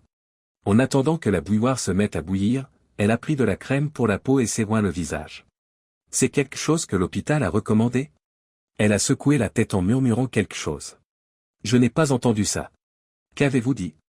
Elle m'a fait face et a redressé les épaules. Je ne suis pas allé à l'hôpital. J'ai explosé. Pour l'amour du Christ, Lily. Pourquoi? Des larmes ont glissé en globules sur la crème et le long de ses joues. Je croyais que c'était toi. J'étais tellement sûr que c'était toi qui l'avais arrangé et que si j'allais à l'hôpital, la police enquêterait et viendrait t'arrêter. Et je ne voulais pas que tu aies des ennuis. Je t'avais déjà causé assez de peine sans en rajouter. Les mots sont sortis tout seuls. J'ai été frappé de stupeur. Elle avait accepté la douleur et la destruction de son visage uniquement parce qu'elle pensait que j'aurais des ennuis avec la police. Dire que j'étais stupéfait et humilié serait un euphémisme. Lily, même si j'avais provoqué cette situation, tu aurais dû aller à l'hôpital. Tu avais besoin d'être soigné. Celui qui a organisé l'attaque mérite toute la punition qui l'attend. Si tu étais allé à l'hôpital, au moins la police aurait eu une chance de trouver le coupable. Je devais insister sur mon refus. Lily. Ce n'était pas moi. Je ne pouvais pas te faire ça. Elle m'a regardé dans les yeux, comme si elle lisait les pensées qui s'y cachaient, puis a hoché la tête en signe d'acceptation. Qu'est-ce qui s'est passé exactement et comment as-tu fait pour ne pas appeler une ambulance? C'était un lundi et je me préparais à aller travailler quand on a sonné à la porte. J'ai ouvert la porte. Il y avait là un homme maigre, grand mais très mince, qui m'a demandé si j'étais Madame Martin. Il m'a demandé si j'étais Madame Martin. J'ai répondu par l'affirmative et il m'a dit, c'est la vengeance. Je crois me souvenir qu'il tenait une bouteille en verre dans sa main, qu'il l'a fait tourner et que la chose suivante dont je me suis rendu compte, c'est qu'il y avait un liquide froid sur mon visage. Puis il a commencé à brûler et je pouvais le sentir. Je savais que c'était de l'acide. Il s'est enfui dès que le produit a touché mon visage. Je pense que j'ai fermé les yeux instinctivement. J'ai essayé de trouver un chiffon pour l'essuyer, mais un souvenir concernant la dilution de l'acide m'est revenu à l'esprit. J'ai trouvé le chemin de la salle de bain et je me suis mis sous la douche. Je crois que j'y suis resté 1 heure. Mes vêtements et mes cheveux étaient trempés. J'étais glacé jusqu'aux os, mais mon visage était encore brûlant. J'ai ouvert les yeux et je me suis regardé dans le miroir. J'ai vu une masse de chair rouge et boursouflée, toute gonflée. J'ai su alors que je ne serais plus jamais jolie. En se souvenant et en racontant cet épisode, elle a de nouveau pleuré. Je n'ai rien pu faire d'autre que de l'entourer de mes bras. Elle a utilisé mon mouchoir pour sécher d'autres larmes. Mon esprit était en ébullition, mais soudain, de ces pensées tourbillonnantes, jaillit un rayon de lumière. Bennington. Lily se retourna après avoir versé le thé. Qu'est-ce qu'il a? Bennington l'a fait. Comment le savez-vous? Pouvons-nous nous asseoir? J'ai une histoire à vous raconter. Elle m'a dit de m'asseoir dans le seul fauteuil et a sorti une chaise de la table. J'ai expliqué toute l'histoire de Bennington, Askin et Wellow. Ce que j'avais fait pour me venger et au fur et à mesure que je racontais l'histoire, je me suis rendu compte que la première réaction de Lily était à la fois juste et erronée. C'était mes actions. J'avais déclenché la séquence d'événements qui l'avaient blessé. Si je ne m'étais pas vengé de Bennington, Lily n'aurait pas eu à subir cette attaque ignoble. Ce que j'ai fait a ruiné Bennington. Il ira probablement en prison. Et je devais lui faire savoir que c'était votre mari qui lui avait fait ça. J'avais besoin qu'il le sache. Peut-être qu'il a décidé de riposter et que vous avez supporté la douleur. Lily, je suis vraiment désolé, je n'ai pas pensé un seul instant que cela rebondirait sur vous. Je ne vois pas les choses de cette façon, Chad. Je suis heureux que tu aies pris ta revanche. Si c'était Bennington, ce qui m'est arrivé n'était qu'un effet secondaire imprévu. Tu sembles le prendre à la légère. Lily sourit amèrement. Cela n'a plus d'importance. Elle indiqua son visage. C'est arrivé et il n'y a rien qui puisse arranger les choses. Je m'étais fait une raison depuis un moment déjà. Qu'elle soit prête à souffrir toute cette agonie seule, simplement pour me protéger de ce qu'elle pensait être une arrestation et une punition en disait long. Quoi qu'elle ait fait, elle avait certainement payé sa pénitence. À mon avis, une pénitence plus grande que quiconque pourrait demander. Elle avait accepté d'être défigurée pour m'éviter un emprisonnement supposé. Je devais une vie à Lily. Avec prudence, j'ai demandé. Lily. Reviendras-tu à la maison? Appelle ça de la compassion, de la sympathie, de la culpabilité, peu importe. C'est toujours de l'amour. Je t'ai dit que je ne pouvais pas cesser de t'aimer, et je ne l'ai pas fait. Je voulais que tu souffres comme je souffrais. Je voulais que tu ressentes la même douleur que moi. Mais jamais, en 1000 ans, je n'aurais souhaité que tu souffres comme tu l'as fait. Nous allons vous emmener chez un chirurgien esthétique et voir ce qu'il est possible de faire. Mais s'il te plaît, Lily. Viens à la maison avec moi, je veux prendre soin de toi. Elle a secoué la tête. Non, Chad. Je ne peux pas faire ça. Elle a levé la main pour m'empêcher de dire quoi que ce soit. Laisse-moi te dire ici et maintenant. Chad, je t'aimais à l'époque, et je t'aime encore aujourd'hui. Je serais folle de joie de penser que nous pourrions nous retrouver et que ce serait comme avant. Mais ce ne sera pas le cas. Je t'ai fait tellement de mal. Ce n'était pas délibéré, mais j'ai quand même détruit quelque chose. Je ne peux pas repartir comme si de rien n'était. Tu me regarderais encore et tu verrais ce visage et pourquoi il est comme ça. Alors ta colère reviendrait. C'est quelque chose dont nous devons parler. Nous devons tous les deux comprendre. J'ai parlé avec Madame Dax et elle m'a dit certaines choses qui me font penser que je ne connaissais pas toute l'histoire. Madame Dax? Je pouvais entendre l'étonnement dans sa voix. Oui. Je suppose que l'on peut dire que je la connais maintenant, ainsi que le lieutenant-général Stanley. Après tout, j'ai interféré dans leurs affaires pour me débarrasser de Bennington et il semble maintenant me considérer comme une sorte de conseiller en affaires. Qu'a-t-elle dit? Il semblerait que Bennington était un séducteur en série. Vous, Lily, étiez l'une d'entre eux. Ce n'est qu'une fois qu'il a été congédié que quelqu'un en a parlé. J'imagine qu'il était doué avec les mots et qu'il a tissé une histoire qui vous attirait. C'est ce qu'il a fait. Il m'a invité à déjeuner, disant que c'était quelque chose qu'il faisait occasionnellement avec tous les employés. Il m'a dit que l'entreprise était en difficulté. J'ai pensé qu'il avait tort de me dire cela. Il a poursuivi en disant qu'il avait une chance d'attirer un nouveau client qui nous ferait des affaires régulièrement pendant des mois, voire des années. S'il parvenait à obtenir ce contrat, les licenciements qu'il avait prévus ne seraient pas nécessaires. Il m'a dit que je pouvais l'aider. Je voulais l'aider. La seule chose que j'ai trouvée bizarre, c'est qu'il insistait toujours pour que nous allions dans ma voiture. C'est tout à fait exact. Il vous flatte en vous disant qu'il a besoin de votre aide, puis il vous culpabilise si vous ne l'aidez pas. Vous seriez à blâmer si vos amis et collègues perdaient leur emploi. Pour ce qui est de la voiture, je suppose que sa Jag était facilement reconnaissable et que s'il conduisait une jolie jeune femme dans la ville, elle serait retrouvée. Quand vous le dites comme ça paraît plausible. Elle m'a regardé pour voir si elle avait utilisé le bon mot, ce qu'elle faisait de temps en temps lorsque nous parlions à la maison. Ce petit geste m'a fait chaud au cœur. Dites-moi Chad, vous semblez connaître la routine, êtes-vous un séducteur en série? Elle avait un léger sourire. Un sourire qui était le moteur de ma journée. Le sourire qui faisait que ma vie valait la peine d'être vécue. Non, Lily. La seule fille que j'ai jamais voulu séduire, c'est toi. Tu as l'air de savoir ce qu'il faisait. Elle secoua la tête. Tu étais le seul homme que je voulais séduire. Elle m'a fait un sourire triste. Mais pour répondre à ta question, non, je ne voulais pas. Pas à l'époque. Il m'a dit qu'il allait recevoir ces deux hommes de cette société à déjeuner, et m'a demandé si je voulais bien jouer le rôle d'hôtesse. J'ai préparé des boissons et j'ai été gentil avec eux. C'était le genre de travail que faisait une réceptionniste. C'était mon travail, mais à l'hôtel plutôt qu'au bureau. Je ne sais pas s'il avait prévu ce qui s'est passé. J'ai eu des mois pour y réfléchir et je n'arrive toujours pas à comprendre pourquoi j'ai été si stupide. Il fallait que je pose la question difficile. Sur le DVD, elle semblait heureuse de prendre les rênes de sa propre séduction. Je suis désolé de vous demander cela, mais vous aviez l'air très heureux lors de ce déjeuner. Je pense que oui. Les discussions avec M. Asquin et M. Wellow se déroulaient bien, même si je ne prétends pas avoir tout compris. Il semblait que nous allions obtenir le contrat. J'étais heureuse, je m'en souviens, très heureuse et je suppose que je flirtais avec eux. Ils avaient été très gentils avec moi, me complimentant sans cesse, me disant que mon sourire avait embelli leur journée. Les femmes réagissent à cela. Je ne sais pas d'où m'est venue l'idée de me déshabiller.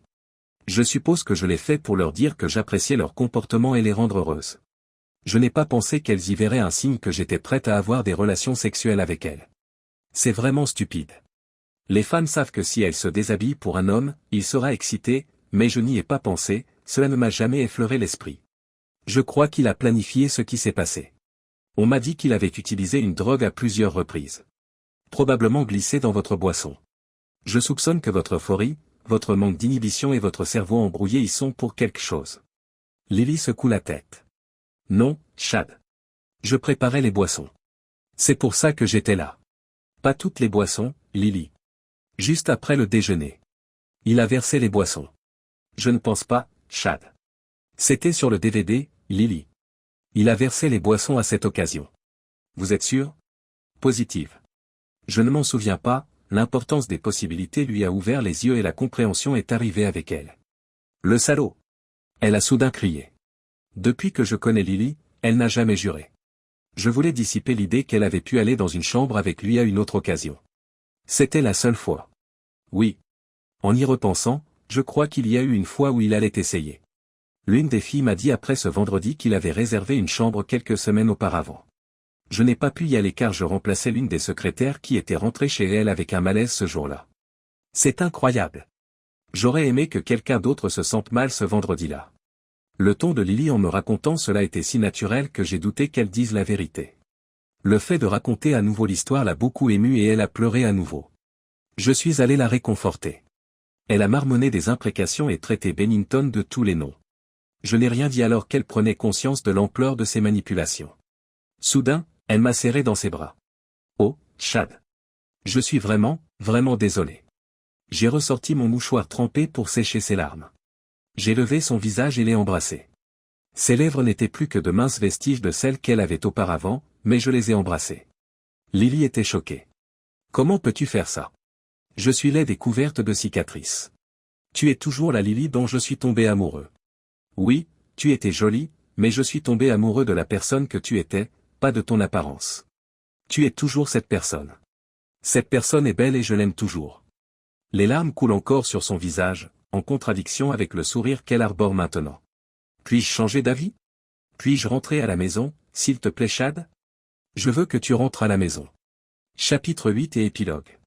Lily n'avait pas emporté tous ses vêtements lorsque je l'ai fait partir, et sa garde-robe était telle qu'elle l'avait laissée. Son expression faisait plaisir à voir lorsqu'elle passait ses mains sur les robes et les costumes. Elle a choisi une robe et un tailleur qu'elle a jetés avec colère sur le sol. Ceux-là vont à la poubelle. J'avais voulu les jeter, mais je n'avais jamais pu me résoudre à ouvrir l'armoire de Lily. Ce serait comme ouvrir la boîte à chagrin. Elle a remplacé ses produits de beauté dans la salle de bain, tout en faisant une remarque. Je n'en aurais pas l'utilité, mais je suis heureuse de les retrouver sur cette étagère.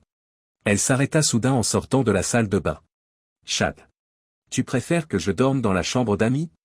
Non, je ne préférerais pas. J'ai répondu fermement. Je veux que tu retournes à ta place, dans notre lit, en dormant à côté de moi. Il ne s'agit pas d'une maison de transition. Nous réussirons ensemble ou nous échouerons ensemble. Mais je ne m'attends pas à un échec. En ce qui concerne ton maquillage, je suis content qu'il soit de retour sur cette étagère. J'y ai eu trop de place ces derniers mois. Nous trouverons aussi un bon chirurgien esthétique, on ne sait jamais, vous pourriez en avoir besoin à nouveau. Abbess Roding n'avait pas de magasin de plats à emporter, pas même cette nécessité britannique qu'est l'omniprésence du fish and chip. Lorsque Lily est rentrée à la maison, il était déjà bien tard, j'ai donc conduit jusqu'au pub et j'ai demandé à Bernard, le propriétaire, s'il pouvait me préparer quelques repas. J'y avais souvent dîné au cours des mois passés sans Lily, et il était ravi de le faire. Nous nous sommes assis ensemble pour la première fois depuis 18 mois. Elle était très émotive, mais nous avons apprécié le repas. Lily a lavé les assiettes dans l'évier, les mains plongées dans l'eau chaude savonneuse en chantonnant joyeusement, les a séchées et les a remises dans le sac que Bernard m'avait prêté. Pendant un moment, elle s'est promenée dans la maison, touchant les chaises, les tables, les bibelots. Je l'ai regardée avec tendresse renouer avec son environnement familier, sachant que j'avais eu raison de lui demander de rentrer à la maison. C'était étrange de se préparer à aller au lit. Nous étions tous les deux hésitants, nous trouvions de petites tâches de dernière minute à accomplir, nous repoussions le moment, craignant que l'étincelle ne se soit éteinte avec les 18 mois d'écart. Pourtant, lorsque nous nous sommes glissés dans le lit, j'ai roulé vers Lily et elle est venue dans mes bras si naturellement que le temps qui nous séparait est devenu insignifiant. Les émotions fortes que nous avions vécues ce jour-là drainaient le corps et nous étions tous les deux fatigués. Faire l'amour n'était pas une priorité, redevenir un couple l'était et se serrer l'un contre l'autre était l'un des moyens d'y parvenir. Prendre Lily dans mes bras alors que nous nous blottissions dans la chaleur de notre lit a été l'un des moments les plus heureux de ma vie. C'était du plaisir, du contentement et de la joie, le tout servi en une seule émotion. Lily soupira lourdement. Il y a 6 heures, j'aurais dit que je n'apprécierais plus jamais les bras de mon mari autour de moi. Pourtant, je suis là, il est là et il me tient comme avant. 6 heures pour que ma vie change complètement. Merci Chad. Merci d'avoir été assez fort pour me pardonner. Merci de m'aimer assez pour ignorer mon visage hideux. Et merci d'être simplement toi. Ma force et mon soutien. J'ai légèrement bougé et j'ai embrassé ses lèvres, des larmes silencieuses roulaient sur ses joues. Je les ai léchées. Ce sont des larmes de bonheur, Chad mon homme chéri. Du bonheur. Le travail a été mis en veilleuse pendant quelques jours, tandis que Lily et moi reprenions contact dans la vie de tous les jours. J'avais fait peu de changements dans notre maison, me contentant de déplacer 1 ou 2 ornements et d'enlever les photos qui étaient devenues un peu trop émotionnelles pour que je puisse vivre avec. Lily les a retrouvées lentement et discrètement. Elle ne les a pas replacées là où elles se trouvaient auparavant, elle leur a trouvé une autre place. Sans mots, elle a reconnu que notre vie précédente n'existait plus et que nous devions en créer une nouvelle ensemble, qu'elle aidait à construire. Nous ne sortions pas du village. Même avec son chapeau et son voile, elle était gênée par les blessures de son visage. Lorsque j'ai repris le travail, le service des messages avait beaucoup à faire. Franck avait téléphoné plusieurs fois et je l'ai rappelé en priorité. Il a d'abord été laconique, me reprochant de ne pas être là quand il voulait me parler. Puis son ton a changé. Je vois que Lily est de retour. Je n'aurais pas dû être surpris qu'il le sache. Franck a des moyens de garder un œil sur tous ceux qu'il considère comme utiles pour lui. Oui. Tu es donc humain après tout, Jess. Je suis heureux de le savoir. Bienvenue dans le monde réel. J'ai entendu dire qu'elle avait eu un accident. Je n'appellerai pas ça un accident. Pourquoi? Qu'est-ce qui s'est passé? J'ai souri intérieurement, le canal d'information de Franck n'était pas aussi bon qu'il le pensait. Un salaud lui a jeté de l'acide au visage. Merde. Il y a eu un silence pendant un moment. Franck avait vu la photo de Lily que je gardais dans mon bureau et avait souvent dit qu'il ne comprenait pas comment je parvenais à avoir une femme aussi belle qu'elle. Qui a fait ça? Il finit par demander. Je n'en sais rien. Tout ce qu'elle a dit, c'est qu'il était grand et maigre. J'ai des soupçons sur la personne qui a voulu le faire. Le grand maigre, c'est Harry Splash. C'est le seul méchant qui ferait ça. Je lui parlerai et je le découvrirai. Quand tu l'auras fait, fais-le-moi savoir. Non Jess. Ta façon de faire ne fonctionnera pas maintenant. Tu refuserais la punition nécessaire pour cela. Les gens te considèrent comme faisant partie de mon équipe, et je dois maintenir le respect. Je ne peux pas laisser les autres penser qu'ils peuvent faire ça à l'un de mes amis et s'en sortir. Franck n'a plus jamais parlé de l'incident. Je savais qu'il ne l'aurait pas oublié. Le retour de Lily à la maison devint bientôt normal.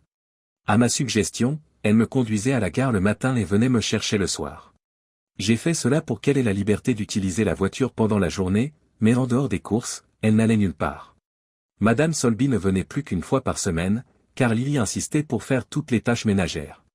Je soupçonne Madame Solby d'avoir été surprise par le retour de Lily, mais je crois qu'elle s'en est réjouie. Elle avait l'âme joviale et régalait tous ceux qui voulaient bien l'écouter de tous les potins du village, mais à ma connaissance, elle n'avait jamais parlé du visage de Lily à qui que ce soit. Bien sûr, la vie du village étant ce qu'elle est, la plupart des habitants étaient au courant de toute façon. Le réseau de clôture du jardin fonctionnait très efficacement. Lily n'en faisait pas étalage mais, gagnant en confiance, elle s'est rendue une ou deux fois au magasin du village sans son voile. Je crois qu'elle a raconté à ceux qui le lui demandaient qu'elle avait eu un accident avec de l'huile de cuisson chaude. Nous nous étions connectés physiquement. Nous avons fait l'amour lors d'une nuit merveilleuse et imprévue. Serrés dans les bras l'un de l'autre, luisant de notre transpiration, humides l'un sur l'autre après notre plaisir mutuel, ce fut une révélation. J'avais pensé que l'un de nous deux, ou les deux, se sentirait retenu à cause de ce qui s'était passé. Ce n'était pas le cas. Il n'y avait rien d'autre que de l'amour entre nous. Lily aimait toujours parler après avoir fait l'amour, en fait, elle aimait parler n'importe quand. Alors que nous étions allongés en train de récupérer, je m'attendais à ce qu'elle me dise quelque chose. Étonnamment, elle est restée silencieuse. En plaisantant, je lui ai demandé si elle avait perdu sa langue. Non, Chad. C'est juste que les mots me manquent. C'est comme notre première fois à Tenerife. Tu t'en souviens? Je ne savais plus quoi dire à l'époque. Comment pourrais-je l'oublier? Tu es venu à moi et tu m'as donné non seulement ton corps, mais aussi toi-même. Le cadeau le plus précieux qu'on m'ait jamais fait. Ses bras se sont resserrés sur mon corps en signe de reconnaissance de ces mots d'amour. Tu m'as donné toi aussi, Chad. Je ne pouvais pas croire que quelqu'un puisse me donner autant de plaisir. Mais tu l'as fait. J'ai eu l'impression que ce soir était une autre première nuit de lune de miel. D'une certaine manière, Lily. Nous avons choisi un chirurgien esthétique, James Waterman. Il consultait bien sur Harley Street et son prix était élevé. Mais il était sincère. Les tissus brûlés pouvaient bénéficier de greffes, et il pouvait reconstruire les paupières et les lèvres de Lily. Mais il nous a prévenu qu'il ne pourrait pas lui rendre son visage tel qu'il était. Il a demandé pourquoi Lily n'avait pas été soignée à l'hôpital. Je lui ai expliqué que nous étions séparés au moment des faits et que Lily avait cru à tort que j'étais responsable et n'avait donc pas cherché à se faire soigner pour ne pas avoir d'ennui. Il était étonné. Votre femme doit vous aimer beaucoup, monsieur Martin. Lily a répondu. Je l'aime beaucoup, monsieur Waterman. De retour dans la voiture, nous avons discuté de la consultation. J'étais déçu, mais Lily était pragmatique. Chad, même s'il ne peut pas me rendre mon visage tel qu'il était avant, cela aura un avantage. Je peux me regarder dans le miroir et voir ce que je suis, et me rappeler pourquoi je suis comme ça. Mon visage dans le miroir est un avertissement quotidien pour ne plus faire confiance aux bâtards désinvoltes. Je t'appartiens. Elle hésite un instant avant de poursuivre. Ce serait bien de pouvoir fermer complètement les yeux. Il m'abreuve tellement. Je comprenais sa logique, même si j'étais déçu qu'elle ne soit plus jamais la Lily que j'avais appréciée auparavant. La chirurgie esthétique a duré environ 3 mois. Lily était ravie du résultat, mais lorsqu'elle a pu se regarder dans le miroir pour la première fois, elle a été horrifiée par les ecchymoses. Elle a passé 3 semaines à l'hôpital, le temps de récupérer après chaque intervention. Il y avait quelques petites cicatrices, mais M. Waterman avait réussi à les dissimuler sous la mâchoire et dans les rides sous les yeux. Le résultat le plus important pour Lily était qu'elle pouvait fermer les yeux correctement. Elle n'aurait jamais de cils, mais ce n'est pas bien grave pour une femme, les faux cils font très bien l'affaire. Elle était également ravie d'avoir à nouveau des lèvres. Une caractéristique qu'elle testait fréquemment, réclamant des baisers à chaque occasion. J'ai également apprécié ces tests. Bien qu'il s'agisse d'une grande amélioration, M. Waterman nous avait dit la vérité. Même avec les greffes, le visage de Lily avait encore un peu cet aspect de plastique fondu, un peu comme les séquelles d'une attaque cérébrale. Elle vivra avec cela jusqu'à sa mort. À part le fait que je sois comptable, Lily ne savait rien de mes clients et de la façon dont ils gagnaient de l'argent. J'ai pensé qu'il fallait faire connaître mon travail. Nous nous sommes assis un week-end et j'ai expliqué ce que je faisais et pour qui. J'ai également expliqué comment ils gagnaient leur argent. Elle m'a surpris en gloussant. J'ai dit quelque chose de drôle? Non, Chad. J'ai juste essayé de t'imaginer en gangster. Alors? Non, ça n'a pas marché. Ne vous énervez pas, s'il vous plaît. Mais vous êtes la dernière personne que l'on pourrait imaginer comme étant malhonnête. J'ai souri. C'est bien. C'est l'impression que je veux donner. Nous avons parlé de mon plan de retraite. Elle s'est montrée très enthousiaste à ce sujet. Oui, irions-nous? Je pensais que l'Espagne ou Chypre ferait l'affaire. Il ne viendrait pas te chercher? J'ai haussé les épaules. Cela n'arrivera que si je ne fais pas attention. Je continuerai à faire attention et dans quelques années, nous pourrons laisser tout cela derrière nous. Elle regardait notre maison d'un air pensif. Ce serait vraiment dommage de partir d'ici. J'aime beaucoup cette maison et la région. J'y avais pensé aussi. La région de Rouding était très agréable à vivre. Nous pourrions acheter une villa et passer l'hiver à l'étranger. Son visage s'est éclairci. N'est-ce pas, Chad? Cela vous conviendrait-il? Je ne vois pas pourquoi ce ne serait pas le cas. Si c'est ce que tu veux, nous pouvons chercher maintenant. Que dirais-tu de vacances au soleil? J'adorerais. Je pourrais acheter des bikinis et bronzer ou même me mettre torse nu. Et si tu es très gentil, j'enlèverai aussi le bas quand nous serons seuls ensemble. Elle ricane malicieusement. Ensuite, tu pourras me faire plaisir quand tu en auras envie. Elle marqua une pause, une lueur lascive apparaissant dans ses yeux. Souvent, j'espère. J'espère. Je me suis dit qu'il fallait que je réserve des vacances au plus vite. Les plaisirs qui s'offraient à moi étaient trop importants pour que je les attende. Je sais qu'il y a beaucoup d'hommes qui n'auraient pas repris une femme infidèle, mais qui, en même temps, s'attendent à ce que leur femme leur pardonne et oublie leurs indiscrétions. C'est leur choix. J'ai fait un choix différent.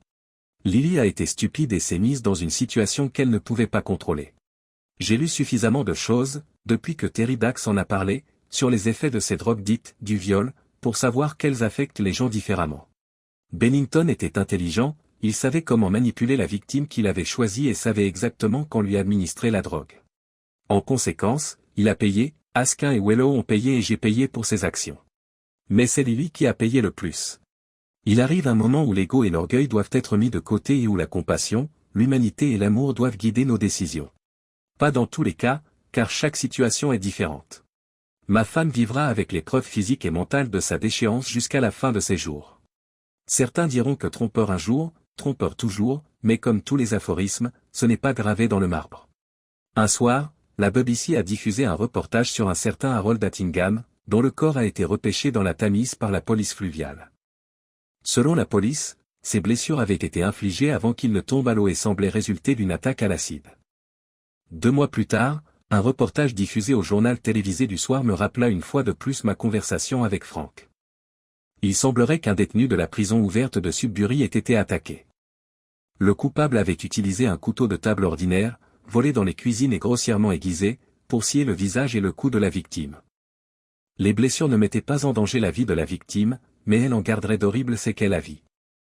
La victime était un certain W.A. Bennington. La tradition de l'East End se poursuit.